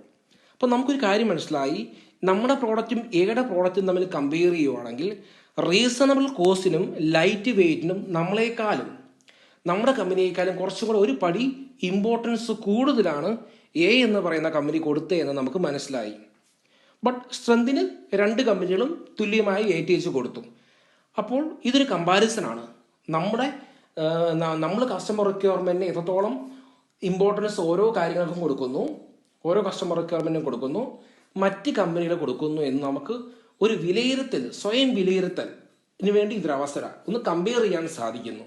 കാരണം ചിലപ്പോൾ ഈ റീസണബിൾ കോസ്റ്റിനും ലൈറ്റ് വെയ്റ്റിനും എ എന്ന് പറയുന്ന കമ്പനി ഇമ്പോർട്ടൻസ് കൊടുക്കുന്നത് കൊണ്ടാകാം അവരുടെ കമ്പനി മാർക്കറ്റിൽ അവരുടെ പ്രോഡക്റ്റുകൾ കൂടുതൽ വിറ്റ് പോകുന്നത്, അല്ലെങ്കിൽ മാർക്കറ്റിൽ അവർക്കൊരു സ്ട്രോങ് ഹോൾഡ് ഉള്ളത്. അപ്പോൾ അത് നമുക്ക് അസസ് ചെയ്യാനും നമുക്ക് ഈ ഒരു കമ്പാരിസൺ ഉപകരിക്കും. ഓക്കെ, അപ്പോൾ നമ്മൾ നമ്മുടെ ഹൗസ് ഓഫ് ക്വാളിറ്റി എടുക്കുകയാണെങ്കിൽ ഹൗസ് ഓഫ് ക്വാളിറ്റിയിലെ കസ്റ്റമർ കോമ്പറ്റീറ്റീവ് അസസ്മെൻറ്റ് എന്ന് പറയുന്ന ഈ ഒരു ചെറിയ പോർഷനാണ് നമ്മളിപ്പോൾ ബിൽഡ് ചെയ്തിരിക്കുക, ഈ ഒരു ചെറിയ പോർഷൻ. ഓക്കെ, ഇനി അപ്പോൾ the customer competitive assessment is the block of columns corresponding to each customer requirement in the house of quality on the right side of the relationship matrix. നമ്മൾ കണ്ടു, ആ റിലേഷൻഷിപ്പ് മെട്രിക്സിന് റൈറ്റ് സൈഡിലായിട്ട് വരുന്ന കോളംസിനെ എല്ലാം കൂടെ ചേർത്ത് വിളിക്കുന്ന പേരാണ് customer competitive assessment. The customer competitive assessment is a good way to determine if the customer requirements have been met and identify areas to concentrate on in the next design. അതായത് ഇപ്പോൾ നമ്മൾ കമ്പയർ ചെയ്യാൻ നേരത്ത്, 2 കമ്പനികളും compare ചെയ്യാൻ നേരത്ത് നമ്മുടെ weakness എവിടെയാണ്, നമ്മുടെ കുറവ് എവിടെയാണ് എന്നും മറ്റുള്ള കമ്പനികളുടെ പോസിറ്റീവ്, അവർ വിജയിക്കാനുള്ള കാരണം എവിടെയാണ് എന്നുള്ള കാര്യവും നമുക്ക് ഐഡൻറ്റിഫൈ ചെയ്യാൻ സാധിക്കുന്നു. അപ്പോൾ അത് ഈ കസ്റ്റമർ കോമ്പറ്റീറ്റീവ് അസസ്മെൻറ്റിലൂടെ സാധിക്കുന്നു. Next, technical competitive assessment. Technical സൈഡിലുള്ള ഒരു കമ്പാരിസനാണ്. നമുക്ക് നോക്കാം, നമ്മുടെ കസ്റ്റമർ റിക്വയർമെൻറ്റിൻ്റെയും അതുപോലെ തന്നെ റിലേഷൻഷിപ്പ് മെട്രിക്സിൻ്റെയും താഴെയായിട്ട് വരുന്നതാണ് ടെക്നിക്കൽ കോമ്പറ്റീറ്റീവ് അസസ്മെൻറ്റ്. അവിടെയും നമുക്ക് 3 കോളംസ് ഉണ്ട്. ഒന്ന് നമ്മുടെ പ്രോഡക്റ്റ്, അവർ പ്രോഡക്റ്റ്, എ എന്ന് പറയുന്ന കമ്പനിയുടെ, പിന്നെ ബി എന്ന് പറയുന്ന കമ്പനിയുടെയും പ്രോഡക്റ്റ്. നമുക്ക് എക്സാമ്പിളിലൂടെ നോക്കാം. നമ്മൾ നേരത്തെ പറഞ്ഞ ഹാൻഡിൽ ബാർ സ്റ്റെം തന്നെയാണ് നമ്മുടെ ഇവിടെ എക്സാമ്പിൾ. അത് വെച്ച് നമ്മൾ ടെക്നിക്കൽ കോമ്പറ്റീറ്റീവ് അസസ്മെൻറ്റ് നോക്കുകയാണ്. ഓക്കെ, അപ്പോൾ നമ്മുടെ കസ്റ്റമർ റിക്വയർമെൻറ്റിൻ്റെയും അതുപോലെ തന്നെ റിലേഷൻഷിപ്പ് മെട്രിക്സിൻ്റെയും താഴെയായിട്ട് വരുന്ന കോളംസിനെ ചേർത്ത് വിളിക്കുന്ന പേരാണ് ടെക്നിക്കൽ കോമ്പറ്റീറ്റീവ് അസസ്മെൻറ്റ്. അതിൽ നമ്മുടെ പ്രോഡക്റ്റിൻ്റെ കോളംസ് അല്ല, റോസ് ആണ്. അതായത് കസ്റ്റമർ റിക്വയർമെൻറ്റിൻ്റെയും അതുപോലെ തന്നെ റിലേഷൻഷിപ്പ് മെട്രിക്സിൻ്റെയും താഴെയായിട്ട് വരുന്ന ഈ റോസ്, 3 റോയുണ്ട്. ഒന്ന് നമ്മുടെ പ്രോഡക്റ്റിൻ്റെ ഒരു റോ, പിന്നെ എ എന്ന് പറയുന്ന കമ്പനിയുടെ ഒരു റോ, ദെൻ നെക്സ്റ്റ് ബി എന്ന് പറയുന്ന കമ്പനിയുടെ ഒരു റോ, എയും ബിയും. അപ്പോൾ ഇത്തരത്തിൽ എ എന്ന് പറയുന്ന കമ്പനിയുടെയും ബി എന്ന് പറയുന്ന കമ്പനിയുടെയും കൂടാതെ നമ്മുടെ കമ്പനിയുടെയും റോസ് ഉണ്ടാകും. അപ്പോൾ ആ 3 റോ, 3 ഉണ്ടെങ്കിൽ അതിൽ കൂടുതലുണ്ടെങ്കിൽ അങ്ങനെ. അപ്പോൾ അത്തരത്തിൽ ആ ഒരു റോസിനെ എല്ലാം കൂടെ ചേർത്ത് വിളിക്കുന്ന പേരാണ് ടെക്നിക്കൽ കോമ്പറ്റീറ്റീവ് അസസ്മെൻറ്റ്. ഓക്കെ, അപ്പോൾ ടെക്നിക്കൽ കോമ്പറ്റീറ്റീവ് അസസ്മെൻറ്റിൽ നമ്മൾ ചെയ്യുന്ന കാര്യം, നമ്മുടെ പ്രോഡക്റ്റിൻ്റെയും മറ്റ് 2 കമ്പനികളുടെ പ്രോഡക്റ്റിൻ്റെയും ടെക്നിക്കൽ സൈഡുകൾ തമ്മിലുള്ള ഒരു കമ്പാരിസനാണ്. എങ്ങനെയാണ് നമുക്ക് നോക്കാം. അതായത് സ്റ്റീലാണ് നമ്മൾ എടുത്തിരിക്കുന്ന മെറ്റീരിയൽ, സ്റ്റീൽ. അപ്പോൾ ആ സ്റ്റീൽ ഉപയോഗിച്ച് ഹാൻഡിൽ ബാർ നിർമ്മിക്കുന്നതിൽ നമുക്ക് വലിയ താല്പര്യം ഇല്ല. നമ്മളവിടെ 0 ഇട്ടിരിക്കുന്നു. എ എന്ന് പറയുന്ന കമ്പനിക്കാരും 0 ഇട്ടിരിക്കുന്നു, അവർക്കും വലിയ താല്പര്യമില്ല. ബി എന്ന് പറയുന്ന കമ്പനിക്കാർ 5 ഇട്ടിരിക്കുന്നു, അവർക്ക് നല്ല താല്പര്യമാണ്. ഇവിടെയും നമ്മൾ 1 തൊട്ട് 5, 1 എന്ന് പറയുമ്പോൾ തീരെ ഇമ്പോർട്ടൻസ് ഇല്ല, 0 എന്ന് പറയുമ്പോൾ ഒരു ബന്ധവും ഇല്ല, 5 എന്ന് പറയുമ്പോൾ ഏറ്റവും ഇമ്പോർട്ടൻസ് ഉണ്ട് എന്നുള്ള രീതിയാണ്. അപ്പോൾ ഇവിടെ കസ്റ്റമർ കോമ്പറ്റീറ്റീവ് അസസ്മെൻറ്റിലിട്ട അതേ രീതിയിലുള്ള വാല്യൂസ് 1 to 5 എന്ന റേറ്റിംഗ് ആണ് നമ്മൾ ഇവിടെയും കൊടുക്കുക. ഇനി അടുത്ത അലുമിനിയം എന്ന് പറയുന്ന മെറ്റീരിയൽ എടുക്കാം. അലുമിനിയം എന്ന് പറയുന്ന മെറ്റീരിയൽ എടുക്കാൻ നേരത്ത് ആ അലുമിനിയത്തിൽ നമ്മുടെ കമ്പനി കൊടുത്ത വാല്യൂ 5 ആണ്. എ എന്ന് പറയുന്ന കമ്പനി 0, ബി എന്ന് പറയുന്ന കമ്പനി 0. എന്ന് പറഞ്ഞാൽ അലുമിനിയം ഉപയോഗിച്ച് ഹാൻഡിൽ ബാർ നിർമ്മിക്കുന്നത് നല്ലതാണ് എന്ന അഭിപ്രായക്കാരാണ് നമ്മൾ. മറിച്ച് എ എന്ന കമ്പനിക്കാർക്കും ബി എന്ന കമ്പനിക്കാർക്കും അതിൽ വലിയ താല്പര്യമില്ല. ഓക്കെ, ഇനി അടുത്ത് നോക്കാം. ടൈറ്റാനിയം എന്ന് പറയുന്ന മെറ്റീരിയൽ ഉപയോഗിച്ച് ഹാൻഡിൽ ബാർ നിർമ്മിക്കുന്നതിൽ നമുക്ക് താല്പര്യമില്ല, ബി എന്ന് പറയുന്ന കമ്പനിക്കാർക്കും താല്പര്യമില്ല, മറിച്ച് എ എന്ന് പറയുന്ന കമ്പനിക്കാർക്ക് അതിൽ നല്ല താല്പര്യമുണ്ട്. ഓക്കെ, ഇനി അടുത്ത ഒരു എക്സാമ്പിളോട് എടുക്കാം. മാനുഫാക്ചറിങ് പ്രോസസ്സായ സാൻഡ് കാസ്റ്റിംഗ് എടുക്കാം. സാൻഡ് കാസ്റ്റിംഗ് എടുക്കാൻ നേരത്ത് സാൻഡ് കാസ്റ്റിങ്ങിൽ ഒരു കമ്പനികൾക്കും എ എന്ന് പറഞ്ഞ കമ്പനിക്കോ ബി എന്ന് പറയുന്ന കമ്പനിക്കോ നമ്മുടെ സ്വന്തം കമ്പനിക്കോ ഒരു താല്പര്യവുമില്ല സാൻഡ് കാസ്റ്റിംഗ് ഉപയോഗിച്ച് ഹാൻഡിൽ ബാർ നിർമ്മിക്കാൻ. ഇനി ഡൈ കാസ്റ്റിംഗ് എന്ന് പറയുന്ന മാനുഫാക്ചറിങ് പ്രോസസ്സ് ഉപയോഗിച്ചുകൊണ്ട് നിർമ്മിക്കാൻ നമുക്കും താല്പര്യമുണ്ട്, കാരണം നമ്മൾ 5 ആണ് കൊടുത്തിരിക്കുന്നത്. എ എന്ന് പറയുന്ന കമ്പനിക്കാർക്കും താല്പര്യമുണ്ട്, കാരണം അവരും 5 ആണ് കൊടുത്തിരിക്കുന്നത്. ഈ രീതിയിൽ നമ്മുടെ ടെക്നിക്കൽ ഡിസ്ക്രിപ്റ്റേഴ്സ് നമ്മുടെയും മറ്റുള്ള കമ്പനികളുടെയും തമ്മിൽ കമ്പയർ ചെയ്യുന്നു. അത്തരം ഒരു കമ്പാരിസണിൽ നിന്ന് നമുക്ക് ഒരു കാര്യം കൂടെ വ്യക്തമാകും. ടെക്നിക്കൽ സൈഡിൽ നമുക്ക് എന്തെങ്കിലും ഒരു മാറ്റം വരുത്തണോ? ഇപ്പോൾ ഒരു കമ്പനി എ എന്ന് പറയുന്ന കമ്പനിയുടെ ഒരു പ്രോഡക്റ്റ് മാർക്കറ്റിൽ കൂടുതൽ ക്യാഷ് ചെയ്യുന്നു. അപ്പോൾ കസ്റ്റമർ കോമ്പറ്റീറ്റീവ് അസസ്മെൻറ്റ് നമ്മൾ നടത്തി, സക്സസ് ആയി. അടുത്ത ടെക്നിക്കൽ സൈഡിൽ നമുക്ക് കോമ്പീറ്റ് ചെയ്യാൻ ഏതെങ്കിലും രീതിയിൽ മാറ്റങ്ങൾ അനിവാര്യമാണോ അല്ലയോ എന്ന് ചെക്ക് ചെയ്യേണ്ടിയിരിക്കുന്നു. അപ്പോൾ ആ ടെക്നിക്കൽ സൈഡിലുള്ള അസസ്മെൻറ്റ് വേണ്ടിയാണ് നമ്മൾ ടെക്നിക്കൽ കോമ്പറ്റീറ്റീവ് അസസ്മെൻറ്റ് നടത്തുക.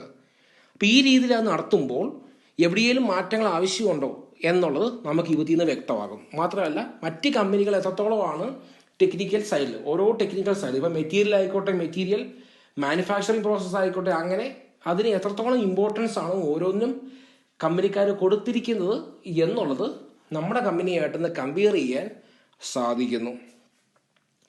അപ്പോൾ ഈ രീതിയിൽ നമ്മൾ കസ്റ്റമർ റിക്വയർമെൻറ്റ് എന്ന് പറയുന്ന ഫസ്റ്റ് ബ്ലോക്ക് കഴിഞ്ഞു, ടെക്നിക്കൽ ഡിസ്ക്രിപ്റ്റേഴ്സ് എന്ന് പറയുന്ന സെക്കൻഡ് ബ്ലോക്ക് ബിൽഡ് ചെയ്തു, then relationship matrix between customer requirement and technical descriptors എന്ന് പറയുന്ന 4ാമത്തെ ബ്ലോക്ക് കഴിഞ്ഞു, then inter relationship between technical descriptors എന്ന് പറയുന്ന 5ാമത്തെ ബ്ലോക്ക് കഴിഞ്ഞു. അതിനുശേഷം നമ്മൾ കസ്റ്റമർ കോമ്പറ്റീറ്റീവ് അസസ്മെൻറ്റ് എന്ന് പറയുന്ന ചെറിയൊരു പാർട്ട് പഠിച്ചു. അതിനുശേഷം നമ്മൾ ടെക്നിക്കൽ കോമ്പറ്റീറ്റീവ് അസസ്മെൻറ്റ് എന്ന് പറയുന്ന ഈ ഒരു ചെറിയ പാർട്ട്, ഈ ചെറിയ റോസ്, അത് നമ്മൾ പഠിച്ചു. അപ്പോൾ അത്രയാണ് നമ്മൾ ഇപ്പോൾ ബിൽഡ് ചെയ്തിരിക്കുന്ന ഹൗസ് ഓഫ് ക്വാളിറ്റിയിലെ.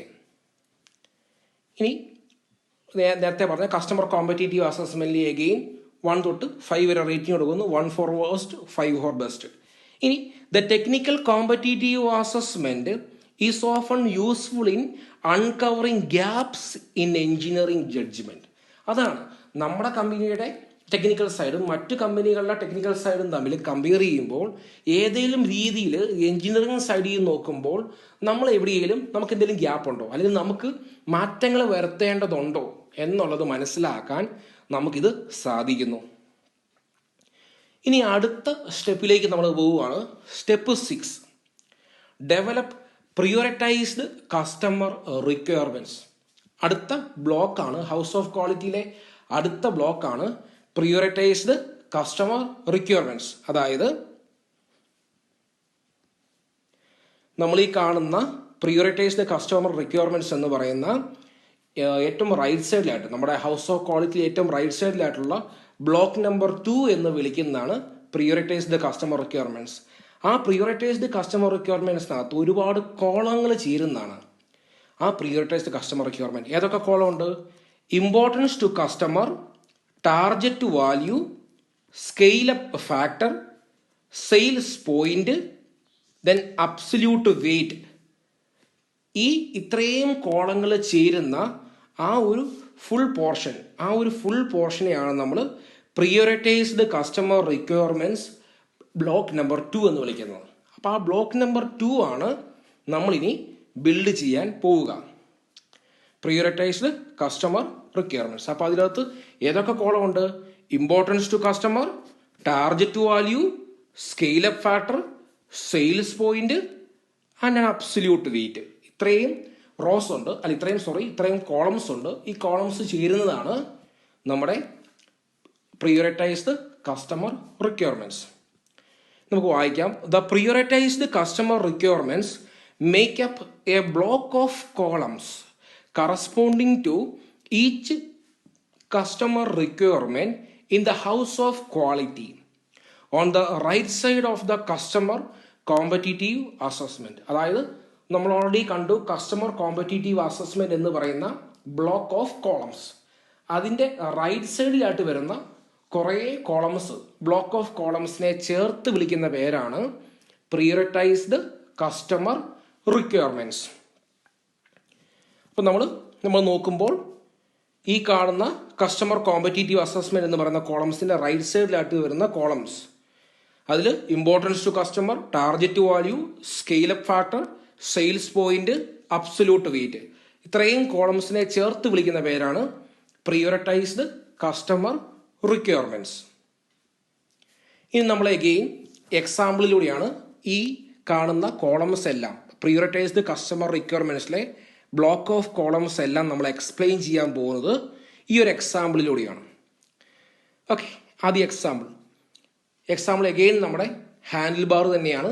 ആ ഹാൻഡിൽ ബാറിനെ എക്സാമ്പിൾ ആക്കി വെച്ചുകൊണ്ട് പ്രിയോറിറ്റൈസ്ഡ് കസ്റ്റമർ റിക്വയർമെൻറ്റ്സ് നമ്മൾ എന്ന പ്രിയോറിറ്റൈസ്ഡ് കസ്റ്റമർ റിക്വയർമെൻറ്റ് എന്ന ഹൗസ് ഓഫ് ക്വാളിറ്റി ലാബ് ബ്ലോക്കിനെ ബിൽഡ് ചെയ്യാൻ പോവാം. ഓക്കെ, അപ്പം ബിൽഡ് ചെയ്യുമ്പോൾ നമുക്ക് ഈ രീതിയിൽ കാണുന്ന ഒരു വലിയ കോളം കിട്ടും, കുറേ വാല്യൂസ് ഉണ്ടാകും. ഇതെല്ലാം ചേരുന്നതാണ് പ്രിയോറിറ്റൈസ്ഡ് കസ്റ്റമർ റിക്വയർമെൻറ്റ്സ്. നമുക്കിനി ഓരോ വാല്യൂസിനും എങ്ങനെ കിട്ടുന്നു, എന്താണ് ഈ കോളത്തിൽ ഉണ്ടാകുന്നത്, എന്തൊക്കെയാണ് അതിനുള്ള കാര്യങ്ങൾ നമുക്ക് നോക്കാം.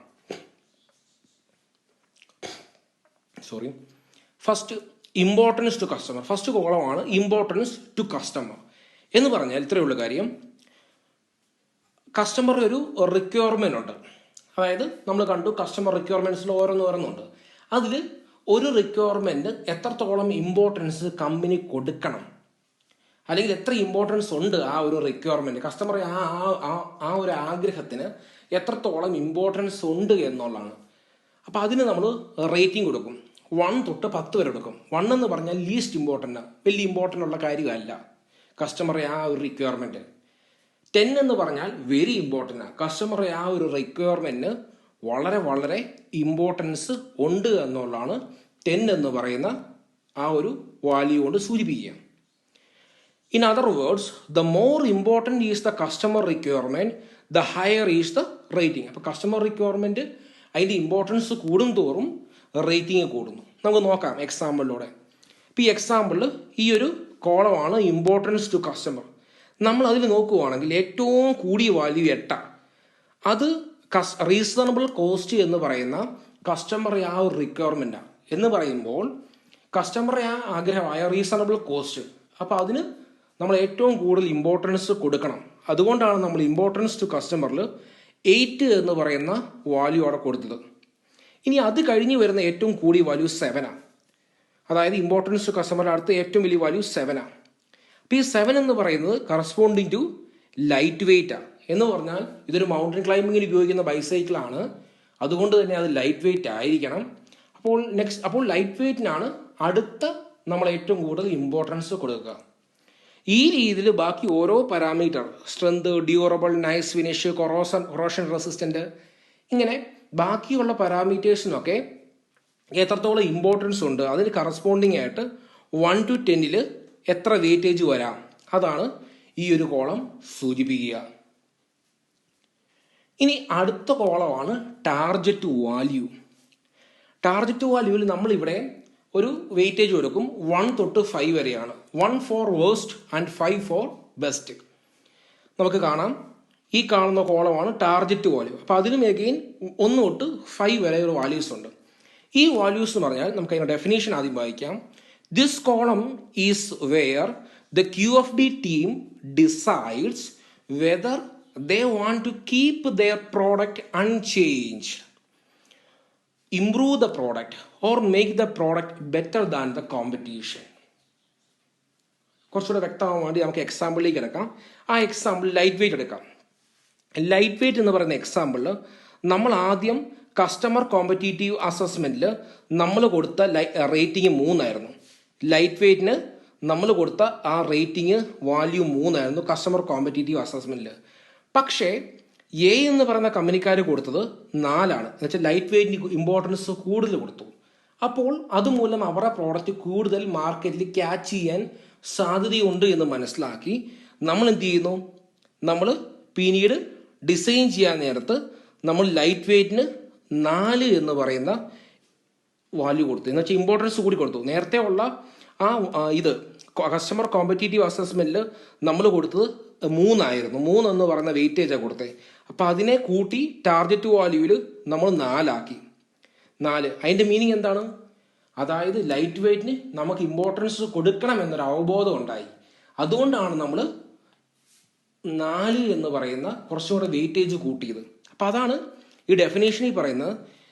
ടാർഗറ്റ് വാല്യൂ പറയുന്ന കാര്യം whether they want to keep their product unchanged. അതായത് നമുക്കുള്ള ഒരു കസ്റ്റമർ റിക്വയർമെന്റിനെ നമ്മൾ ആദ്യം കൊടുത്ത വെയിറ്റേജ്, കസ്റ്റമർ കോമ്പറ്റീറ്റീവ് അസസ്മെന്റിൽ നമ്മൾ കൊടുത്ത വെയിറ്റേജ് അതുപോലെ തന്നെ കീപ്പ് ചെയ്യണോ, അൺചേഞ്ച്ഡ് ആയിട്ട് കീപ്പ് ചെയ്യണോ, or improve the product or make the product better means അതോ വെയിറ്റേജ് കൂട്ടിക്കൊടുക്കണോ. അതായത് നിലവിലുള്ള ഇമ്പോർട്ടൻസ് നമ്മൾ കൊടുത്തു കസ്റ്റമർ കോമ്പറ്റീറ്റീവ് അസസ്മെന്റിൽ, അത് അതുപോലെ കൊടുത്താൽ മതിയോ അതോ അതിൽ കൂടുതൽ കൊടുക്കണം എന്നുള്ളതാണ് ടാർഗറ്റ് വാല്യൂ ഉദ്ദേശിക്കുന്നത്. അതായത് നമുക്കിനി എന്തെങ്കിലും ഇമ്പ്രൂവ് ചെയ്യണോ വേണ്ടയോ, അത് നിലവിലുള്ള അതുപോലെ പോയാൽ മതിയോ അതോ ഇമ്പ്രൂവ് ചെയ്യണോ വേണ്ടയോ എന്നുള്ളതാണ് target value സൂചിപ്പിക്കുക.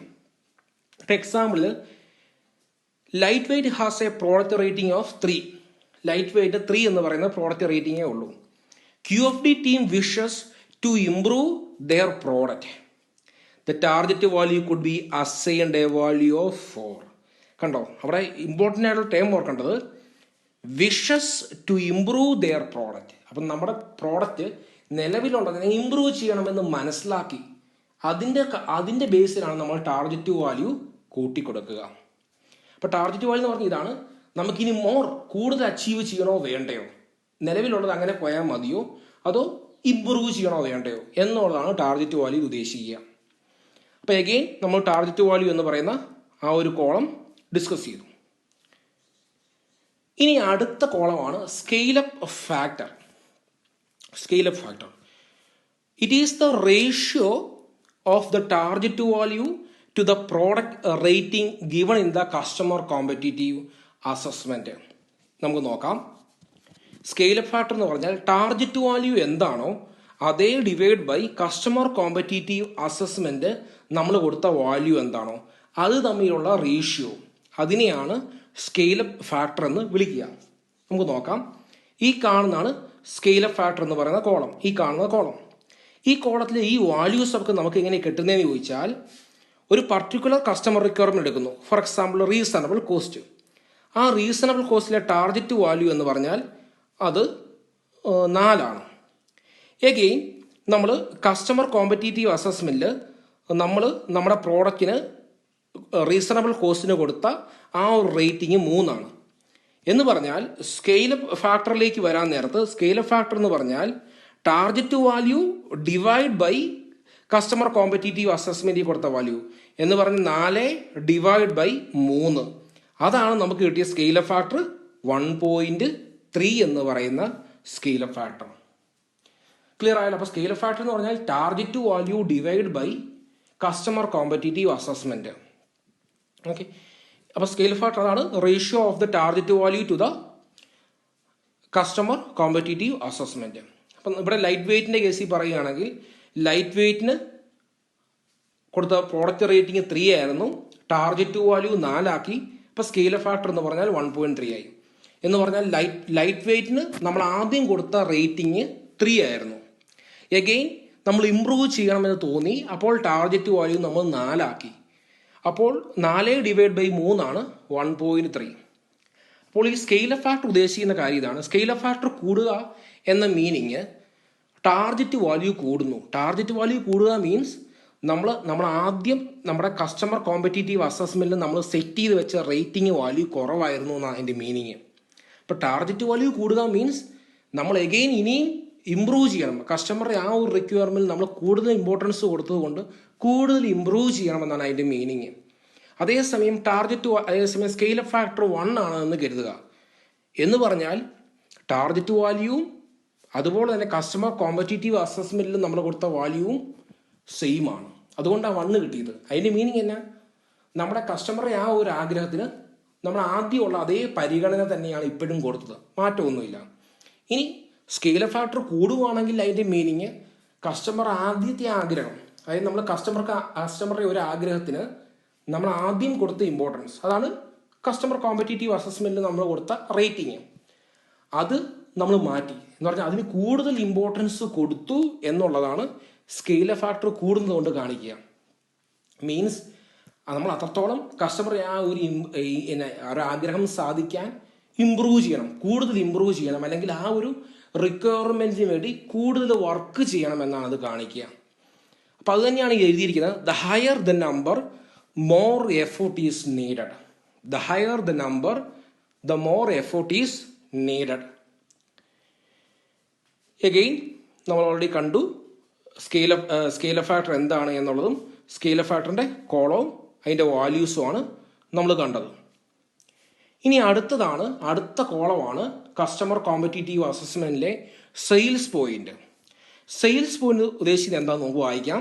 The sales point tells the QFD team how well a customer requirement will sell. എന്ന് പറഞ്ഞാൽ കസ്റ്റമറുടെ ഒരു ആഗ്രഹം നമ്മുടെ സെയിൽസ് എത്രത്തോളം കൂട്ടാൻ സഹായകരമാകുന്നു, അതിന് കറസ്പോണ്ടിങ് ആയിട്ട് റേറ്റിംഗ് കൊടുക്കുന്നു. ഫോർ എക്സാമ്പിൾ, സെയിൽസ് പോയിന്റ് എന്ന് പറഞ്ഞാൽ ഇവിടെ നമ്മൾ 1നും 2നും ഇടയ്ക്ക് നിൽക്കും. 1 എന്ന് പറഞ്ഞാൽ കുറവ്, 2 എന്ന് പറഞ്ഞാൽ കൂടുതൽ എന്ന് പറഞ്ഞാൽ കസ്റ്റമറുടെ ഒരു റിക്വയർമെന്റ് നമ്മൾ സെയിൽസ് പോയിന്റ് 2 ഇട്ടാൽ അതിൻ്റെ മീനിങ് കസ്റ്റമറുടെ ഒരു ആഗ്രഹം, ആ ഒരു ആഗ്രഹം സാധിച്ചു കഴിഞ്ഞാൽ അതുമൂലം നമ്മുടെ പ്രോഡക്റ്റ് സെയിലാകാനുള്ള സാധ്യത വളരെ കൂടുതലാണ് എന്നാണ്. അപ്പം അതാ എഴുതി വെച്ചിരിക്കുന്നത് how well a customer requirement will cell.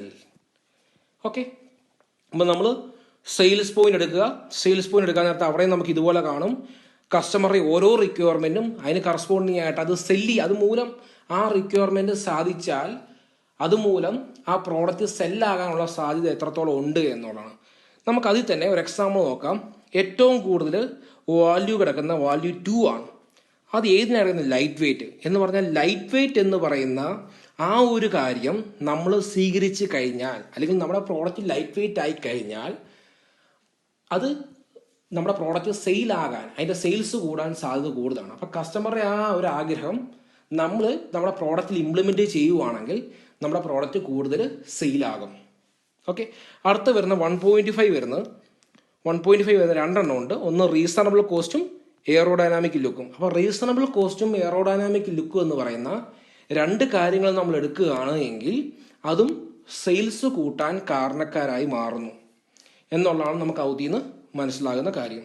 അപ്പോൾ അതാണ് സെയിൽസ് പോയിന്റ്. ഇനി okay, if a customer requirement will not help the sales of the product, then the sales point is given a value of 1. Okay, അതായത് കസ്റ്റമറുടെ ആഗ്രഹം നമ്മൾ സാധിച്ചാൽ അതുമൂലം സെയിൽസിന് വലിയ ഉപകാരമാകുന്നില്ല, അല്ലെങ്കിൽ സെയിൽസ് കൂട്ടുന്നില്ല, അങ്ങനെയെങ്കിലും നമ്മൾ അതിന് വാല്യൂ 1 കൊടുക്കും. ഇനി ലാസ്റ്റ് കോളമാണ് നമ്മുടെ പ്രിയോറിറ്റൈസ്ഡ് കസ്റ്റമർ റിക്വയർമെന്റ്സിലെ ലാസ്റ്റ് കോളമാണ്. ഈ കോളം കൂടെ കഴിഞ്ഞ് കഴിഞ്ഞാൽ നമ്മുടെ ആ ബ്ലോക്ക് നമ്പർ 2 ഹൗസ് ഓഫ് ക്വാളിറ്റിയുടെ പ്രിയോറിറ്റൈസ്ഡ് കസ്റ്റമർ റിക്വയർമെന്റ്സ് എന്ന ബ്ലോക്ക് നമ്പർ 2 നമ്മൾ ബിൽഡ് ചെയ്യുകയാണ്. അബ്സല്യൂട്ട് വെയിറ്റ് എന്ന് പറയുന്ന കോളം. അബ്സല്യൂട്ട് വെയിറ്റ് എന്ന് പറഞ്ഞാൽ importance to customer, scale up factor, sales point, ഇത് മൂന്നും കൂടെ മൾട്ടിപ്ലൈ ചെയ്യുമ്പോൾ കിട്ടുന്ന വാല്യൂ ആണ് അബ്സല്യൂട്ട് വെയിറ്റ്. നമ്മൾ ഈ കാണുന്ന ലാസ്റ്റ് കോളം അബ്സല്യൂട്ട് വെയിറ്റ്. അപ്പോൾ അതിൽ ഈ കിട്ടുന്ന വാല്യൂസ് ഒക്കെ നമുക്ക് കിട്ടുന്നത് എങ്ങനെയാണെന്ന് ചോദിച്ചാൽ importance to customer, scale up factor, sales point, ഇത് മൂന്നും കൂടെ മൾട്ടിപ്ലൈ ചെയ്യുമ്പോഴാണ് നമുക്ക് അബ്സല്യൂട്ട് വെയിറ്റ് കിട്ടുക. ഇനി the weight can then be used as a guide for planning phase of the product development. അപ്പോൾ ഈ അബ്സല്യൂട്ട് വെയിറ്റ് എന്ന് പറഞ്ഞാൽ വെയിറ്റേജ്, ഓരോ കസ്റ്റമർ റിക്വയർമെന്റും എത്രത്തോളം വെയിറ്റേജ് ഉണ്ട് എന്നുള്ളതാണ്. നമുക്ക് നോക്കാം. ഇതിൽ ഏറ്റവും വെയിറ്റേജ് കൂടുതൽ 18 എന്ന് പറയുന്ന വാല്യൂ കിടക്കുന്നത് ലൈറ്റ് വെയിറ്റിനാണ്. അത് കഴിഞ്ഞ് വരുന്ന ഏറ്റവും കൂടുതൽ വാല്യൂ 16 റീസണബിൾ കോസ്റ്റിനാണ്.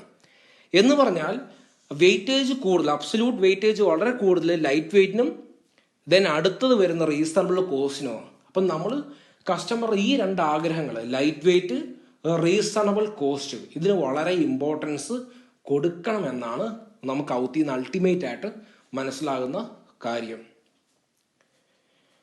ഓക്കെ, ഇനി നമ്മൾ അടുത്ത സ്റ്റെപ്പിലേക്ക് പോവുകയാണ്. അപ്പം നമ്മൾ ബ്ലോക്ക് നമ്പർ 2 നമ്മുടെ ഹൗസ് ഓഫ് ക്വാളിറ്റിയിലെ ബ്ലോക്ക് നമ്പർ 2 ബിൽഡ് ചെയ്ത് കഴിഞ്ഞു. അങ്ങനെ നമ്മുടെ ഹൗസ് ഓഫ് ക്വാളിറ്റിയുടെ ലാസ്റ്റ് ഒരു ബ്ലോക്കും കൂടെ നമുക്ക് ബിൽഡ് ചെയ്യാനുള്ളൂ. ഇനി develop prioritized technical ഡിസ്ക്രിപ്റ്റേഴ്സ്.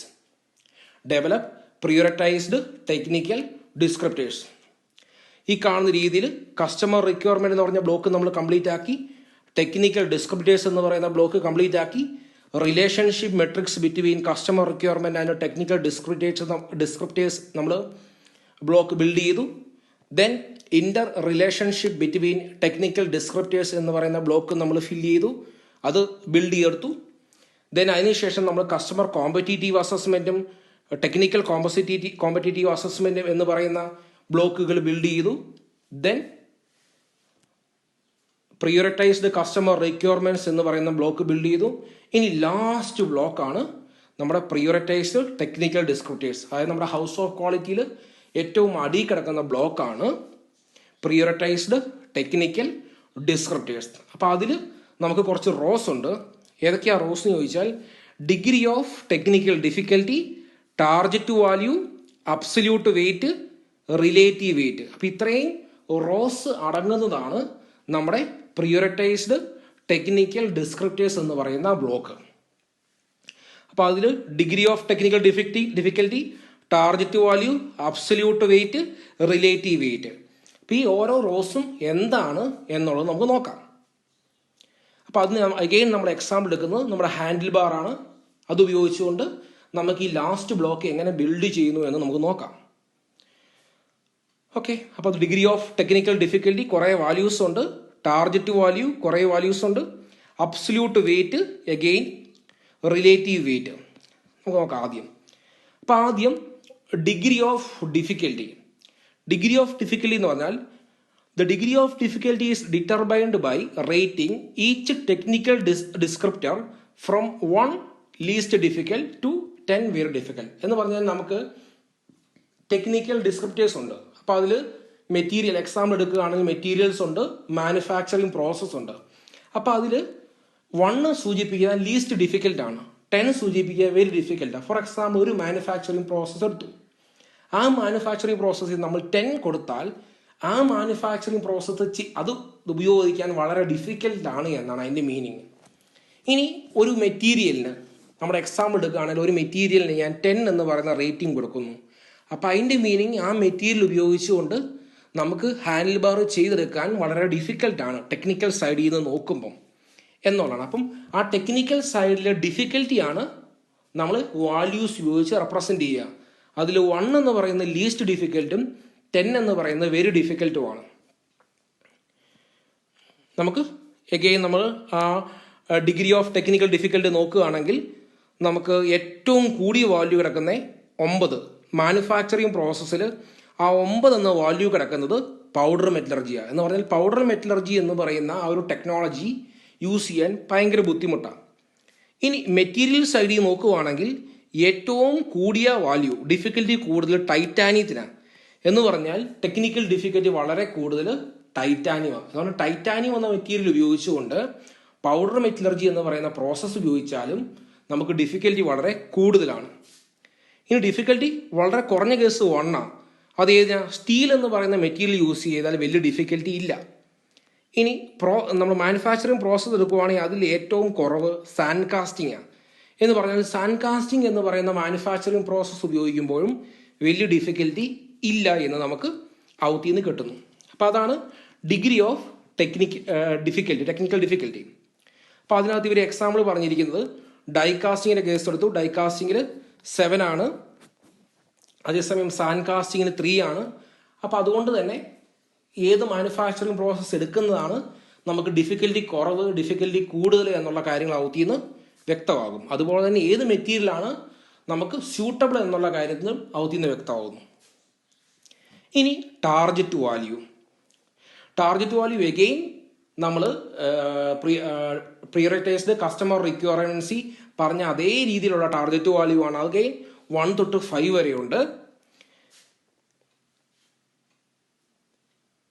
The target value for each technical descriptor is determined in the same way like the target value was determined for each customer requirement. അതായത് ടാർഗറ്റ് വാല്യൂ എന്ന് പറഞ്ഞാൽ നിലവിലുള്ളതിനെ പരിഷ്കരിക്കണോ.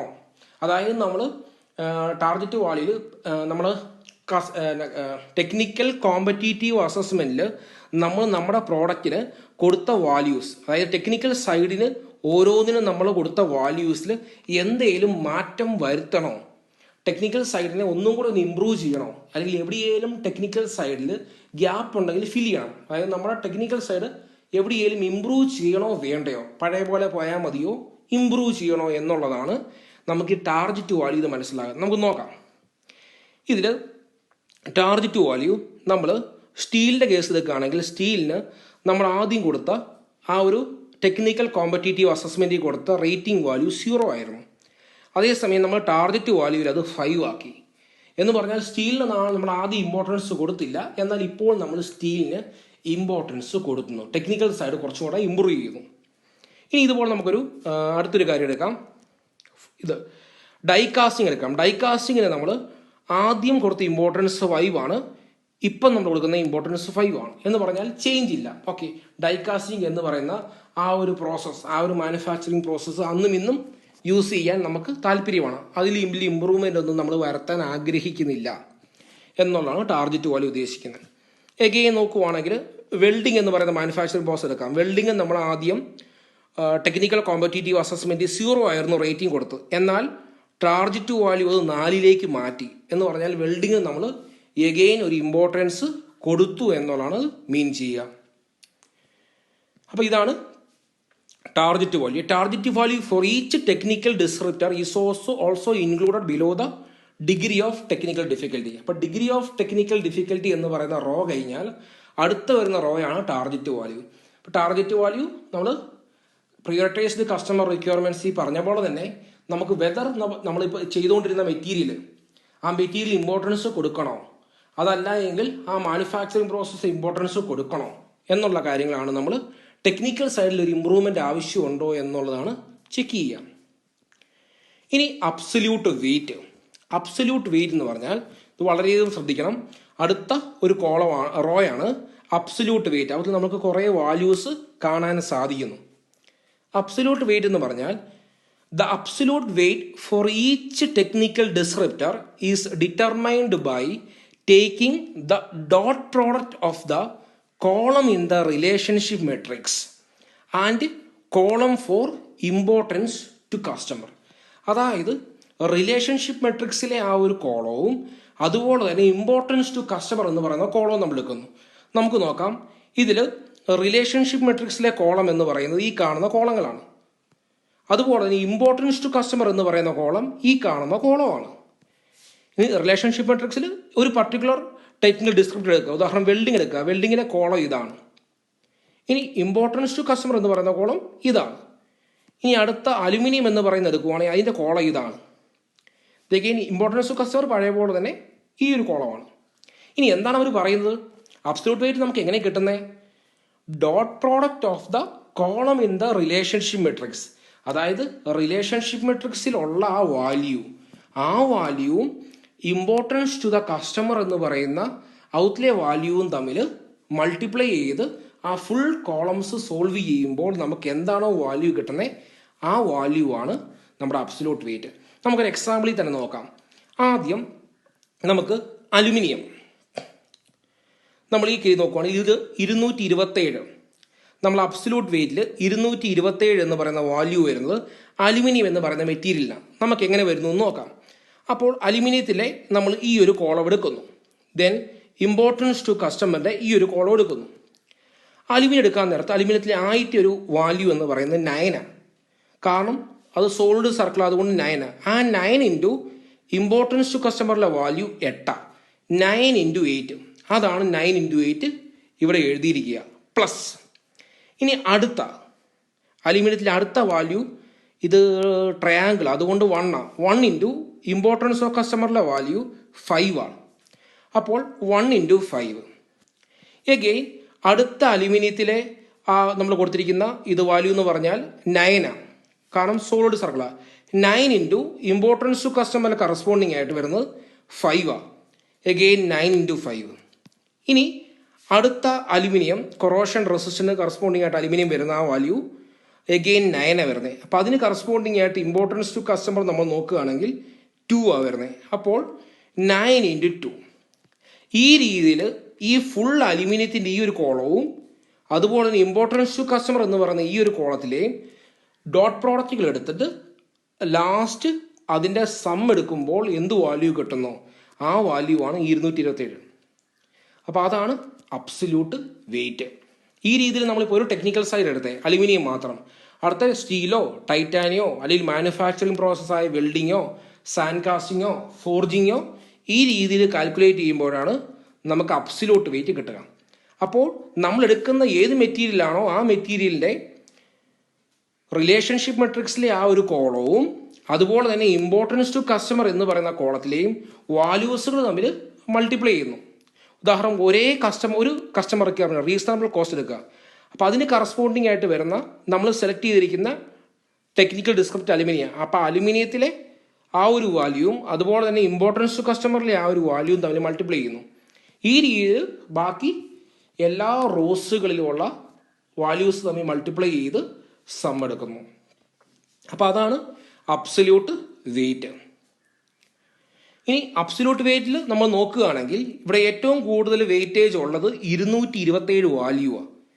അത് അലുമിനിയം എന്ന് പറയുന്ന മെറ്റീരിയലാണ്. എന്ന് പറഞ്ഞാൽ മെറ്റീരിയലിൽ നമ്മൾ നോക്കുകയാണെങ്കിൽ ഏറ്റവും കൂടുതൽ അലുമിനിയത്തിലാണ്. എന്ന് പറഞ്ഞാൽ അലുമിനിയം എന്ന് പറയുന്ന മെറ്റീരിയൽ യൂസ് ചെയ്യുന്നതാണ് ഏറ്റവും നല്ലത് എന്ന് ടെക്നിക്കൽ സൈഡിൽ നിന്ന് നമുക്ക് മനസ്സിലാവുന്നു. കാരണം അതിൻ്റെ അബ്സല്യൂട്ട് വെയിറ്റ് കൂടുതലാണ്. ഇനി മാനുഫാക്ചറിങ് പ്രോസസ്സ് നമ്മൾ എടുക്കുകയാണെങ്കിൽ മാനുഫാക്ചറിങ് പ്രോസസ്സിൽ ഏറ്റവും കൂടുതൽ 162 ഡൈ കാസ്റ്റിങ്ങിനാണത്. എന്ന് പറഞ്ഞാൽ ഡൈ കാസ്റ്റിംഗ് എന്ന് പറയുന്ന ടെക്നോളജി യൂസ് ചെയ്യുന്നതാണ് കൂടുതൽ നല്ലത് എന്നുള്ളത് നമുക്ക് അബ്സല്യൂട്ട് വെയിറ്റ് ചെയ്ത് മനസ്സിലാക്കാൻ സാധിക്കുന്നു. ഇനി നമ്മൾ അടുത്ത ലാസ്റ്റ് റോയിലേക്ക് പോവുകയാണ്. പ്രിയോറിറ്റൈസ്ഡ് ടെക്നിക്കൽ ഡിസ്ക്രിപ്റ്റേഴ്സിലെ ലാസ്റ്റ് റോയിലേക്ക് പോവുകയാണ്. Relative weight. Again relative weight എന്ന് പറഞ്ഞാൽ dot product of the column in the relationship matrix and column for absolute weight in the prioritized customer requirement. അതായത് ഇവിടെ നമ്മൾ മൾട്ടിപ്ലൈ ചെയ്യുന്ന ഡോട്ട് പ്രോഡക്റ്റുകൾ എന്ന് പറഞ്ഞാൽ റിലേഷൻഷിപ്പിൽ മെട്രിക്സിലെ കോളവും അതുപോലെ തന്നെ പ്രിയോറിറ്റൈസ്ഡ് കസ്റ്റമർ റിക്വയർമെൻറ്റിലെ അബ്സല്യൂട്ട് വെയിറ്റും നമ്മൾ നോക്കുകയാണെങ്കിൽ, അതായത് ഒരു പർട്ടിക്കുലർ മെറ്റീരിയൽ അലുമിനിയം എടുക്കുകയാണെങ്കിൽ അലുമിനിയത്തിലെ റിലേഷൻഷിപ്പ് മെട്രിക്സിലെ കോളം ഇതാ, ഈ കോളവും then absolute weight prioritized customer റിക്വയർമെൻറ്റ്സിലെ അബ്സല്യൂട്ട് വെയിറ്റ് ആയ ഈ ഒരു കോളവും തമ്മിലുള്ള ഡോട്ട് പ്രോഡക്റ്റ് ആണ് നമ്മുടെ റിലേറ്റീവ് വെയിറ്റ് എന്ന് പറയുക. നമുക്കൊരു എക്സാമ്പിൾ എടുക്കാം. നമ്മളിവിടെ ചെക്ക് ചെയ്യുന്നത് ഡൈ കാസ്റ്റിംഗ് എന്ന് പറയുന്ന അതിൻ്റെ റിലേറ്റീവ് വെയിറ്റ് എത്രയാണ് നമുക്ക് നോക്കാം. ഇതാണ് ഡൈ കാസ്റ്റിംഗ്. ഈ ഡൈ കാസ്റ്റിങ്ങിൻ്റെ റിലേറ്റീവ് വെയിറ്റ് നമുക്ക് കിട്ടിയിരിക്കുന്നത് 213. അപ്പോൾ എങ്ങനെയാണ് ആ 213 എന്ന് പറയുന്ന വാല്യൂ കിട്ടുന്നതെന്ന് നമുക്ക് നോക്കാം. അപ്പോൾ അതിന് അവർ പറയുന്ന കാര്യം ഡൈകാസ്റ്റിലെ റിലേഷൻഷിപ്പ് മെട്രിക്സിലുള്ള ഈ ഒരു കോളവും അതുപോലെ തന്നെ പ്രിയോറിറ്റൈസ്ഡ് കസ്റ്റമർ റിക്വയർമെൻറ്റ്സിലെ ഈ അബ്സല്യൂട്ട് വെയിറ്റ് എന്ന് പറയുന്ന കോളവും തമ്മിൽ മൾട്ടിപ്ലൈ ചെയ്യാനാണ് പറഞ്ഞിരിക്കുന്നത്. നമുക്ക് നോക്കാം. ആദ്യം നമ്മൾ ഡൈകാസ്റ്റിംഗ് എടുക്കുകയാണെങ്കിൽ ഡൈകാസ്റ്റിലെ ഫസ്റ്റ് ഇതെന്ന് പറയുന്നത് അതിൻ്റെ വാല്യൂ വരുന്നത് 3 ആണ്. അപ്പോൾ 3 ഇൻറ്റു 16 അതാണ് ഈ കാണുന്ന 3 ഇൻറ്റു 16. കാരണം 3 എന്ന് പറയുന്നത് ഡൈകാസ്റ്റിങ്ങിലെ ആ കോളത്തിലെ ഫസ്റ്റ് വാല്യൂ ആണ്. ദെൻ 16 എന്ന് പറയുന്ന അബ്സല്യൂട്ട് വെയിറ്റിനെ കോളത്തിലെ ഫസ്റ്റ് വാല്യൂ ആണ്. അത് തമ്മിൽ മൾട്ടിപ്ലൈ ചെയ്യും. 3 ഇൻറ്റു 16. ദെൻ അഗെയിൻ പ്ലസ് ഡൈകാസ്റ്റിങ്ങിന് അടുത്ത വാല്യൂ നോക്കുന്നു. അത് സോൾഡ് സർക്കിളാണ്. അപ്പോൾ അതിൻ്റെ വാല്യൂ 9 ആണ്. 9 ഇൻറ്റു ദെൻ അബ്സല്യൂട്ട് വെയിറ്റിലെ വാല്യൂ വരുന്നത് 8 ആണ്. 9 ഇൻറ്റു 8 മൾട്ടിപ്ലൈ ചെയ്തു. അഗെയിൻ പ്ലസ് ഡൈകാസ്റ്റിങ്ങിൽ അടുത്ത വാല്യൂ അഗെയിൻ വരുന്നത് 9 ആണ്. ആ 9 ഇൻറ്റു അബ്സല്യൂട്ട് വെയിറ്റിലെ വാല്യൂ വരുന്നത് 5 ആണ്. 9 ഇൻറ്റു 5. ഇനി അഗെയിൻ നമ്മൾ ഡൈകാസ്റ്റിംഗ് എടുക്കുകയാണെങ്കിൽ അടുത്ത വാല്യൂ വരുന്നത് എത്രയാണ്? 3 ആണ്. ആ 3 ഇൻറ്റു 2. ഇനി അടുത്തത് ഡൈകാസ്റ്റിങ്ങിൽ ഒന്നുമില്ല. അപ്പോൾ അതുകൊണ്ട് 0 ഇൻറ്റു 18. ദെൻ അഗെയിൻ അടുത്ത വാല്യൂ ഡൈകാസ്റ്റിങ്ങിൽ വരുന്നത് ഇത് 3 ആണ്. 3 ഇൻറ്റു 5.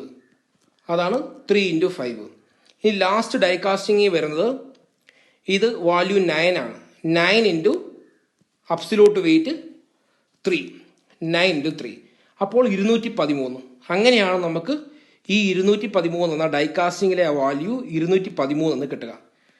ഓക്കെ, അപ്പോൾ ഇവിടെ നമ്മൾ ചെയ്യുന്നത് റിലേറ്റീവ് വെയിറ്റ് കണ്ടെത്താൻ നമ്മൾ ചെയ്യുക, നമ്മൾ എടുത്തിരിക്കുന്ന ഏതാണോ ടെക്നിക്കൽ ഡിസ്ക്രിപ്റ്റർ, ആ ടെക്നിക്കൽ ഡിസ്ക്രിപ്റ്ററിൻ്റെ റിലേഷൻഷിപ്പ് മെട്രിക്സിലുള്ള ആ കോളത്തിലെ വാല്യൂസും അതുപോലെ തന്നെ പ്രിയോറിറ്റൈസ്ഡ് കസ്റ്റമർ റിക്വയർമെൻറ്റ്സിലെ അബ്സല്യൂട്ട് വെയിറ്റ് എന്ന് പറയുന്ന കോളത്തിലെ വാല്യൂസുകളും തമ്മിൽ മൾട്ടിപ്ലൈ ചെയ്ത് അതിൻ്റെ സം എടുക്കുമ്പോഴാണ് നമുക്ക് റിലേറ്റീവ് വെയിറ്റ് കിട്ടുക. ഇനി ശ്രദ്ധിക്കേണ്ട കാര്യം, the greater value of relative weight, അതായത് ഇവിടെ നമ്മൾ റിലേറ്റീവ് വെയിറ്റിൽ നമ്മൾ നോക്കുകയാണെങ്കിൽ ഏറ്റവും കൂടുതൽ വാല്യൂ നമുക്ക് വരിക 401 ആണ് വരിക, അതായത് അലുമിനിയത്തിനാണ്. അപ്പം നമുക്ക് എഗെയിൻ മനസ്സിലായി അലുമിനിയം എന്ന് പറയുന്ന മെറ്റീരിയൽ ഏറ്റവും സ്യൂട്ടബിൾ ആണ്. ഇനി നമ്മൾ മാനുഫാക്ചറിങ് പ്രോസസ്സ് നോക്കുകയാണെങ്കിൽ മാനുഫാക്ചറിങ് പ്രോസസ്സിൽ ഏറ്റവും കൂടുതൽ വരുന്ന ഡൈകാസ്റ്റിംഗ് ആണ്. അപ്പോൾ അലുമിനിയം എന്ന് പറയുന്ന മെറ്റീരിയലും ഡൈകാസ്റ്റിംഗ് എന്ന് പറയുന്ന മെറ്റീരിയലുമാണ് ഏറ്റവും സ്യൂട്ടബിൾ ടെക്നിക്കൽ സൈഡിൽ നിന്ന് ചിന്തിക്കുമ്പോൾ എന്ന് നമുക്ക് അതിന് മനസ്സിലായി. The greater value of relative weight also indicate that the handlebar stem should be aluminum die casting. അതായത് റിലേറ്റീവ് വെയിറ്റ് നോക്കാൻ നേരത്ത് അലുമിനിയം എന്ന് പറയുന്ന ഈ മെറ്റീരിയലിൻ്റെ റിലേറ്റീവ് വെയിറ്റ് ആണ് ഏറ്റവും കൂടുതൽ 401. ഇനി മാനുഫാക്ചറിങ് പ്രോസസ്സ് നോക്കുവാണെങ്കിൽ ഡൈ കാസ്റ്റിംഗ് എന്ന് പറയുന്ന ഈ മാനുഫാക്ചറിങ് പ്രോസസ്സിനാണ് വെയിറ്റേജ് കൂടുതൽ 213. അപ്പോൾ ഔദ്യം നമുക്ക് മനസ്സിലായി നമ്മൾ അലുമിനിയം ഡൈകാസ്റ്റിംഗ് എന്ന് പറയുന്ന മെറ്റീരിയൽ, അലുമിനിയം എന്ന മെറ്റീരിയലും ഡൈകാസ്റ്റിംഗ് എന്ന് പറയുന്ന മാനുഫാക്ചറിങ് പ്രോസസ്സും യൂസ് ചെയ്ത് ഈ ഹാൻഡിൽ ബാർ നിർമ്മിക്കുന്നതാണ് ടെക്നിക്കൽ സൈഡിൽ നിന്ന് ചിന്തിക്കുമ്പോൾ ഏറ്റവും ബെസ്റ്റ്. അത് കസ്റ്റമറിനെയും സാറ്റിസ്ഫൈ ചെയ്യുന്നുണ്ട് എന്നുള്ളത് നമുക്ക് അൾട്ടിമേറ്റ് ആയിട്ട് ഔത്തിൽ നിന്ന് കിട്ടുന്നു.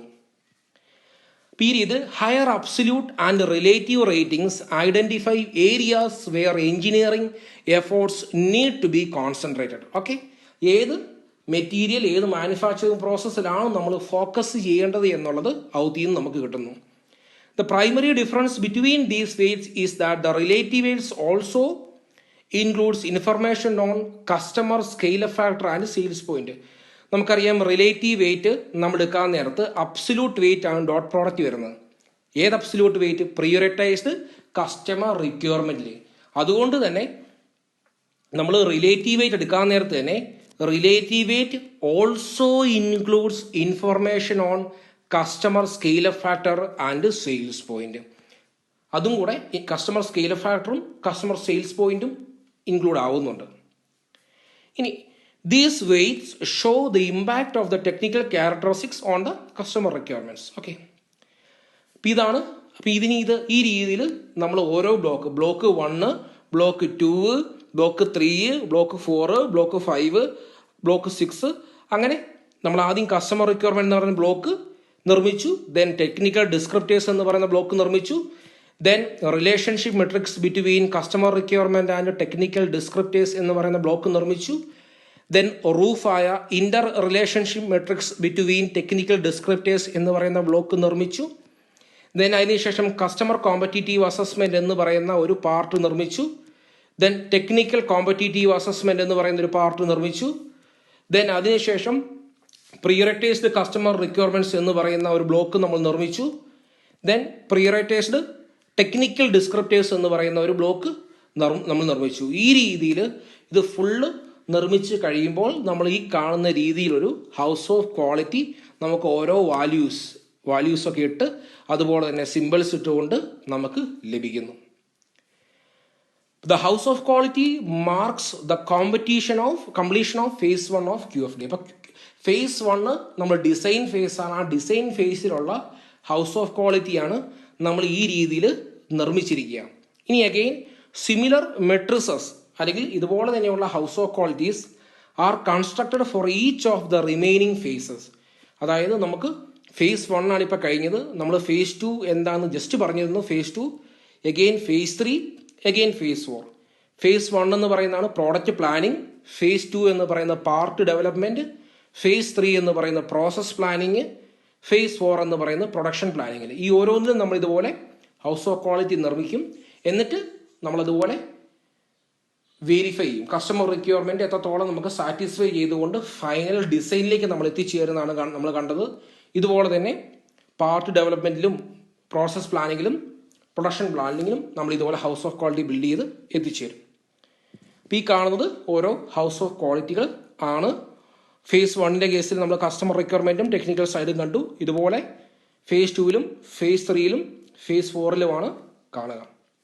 നെക്സ്റ്റ് ക്ലാസ്സിൽ നമ്മൾ ഫേസ് 2, ഫേസ് 3, ഫേസ് 4നെ കുറിച്ച് ഡിസ്കസ് ചെയ്യാം. Thank you.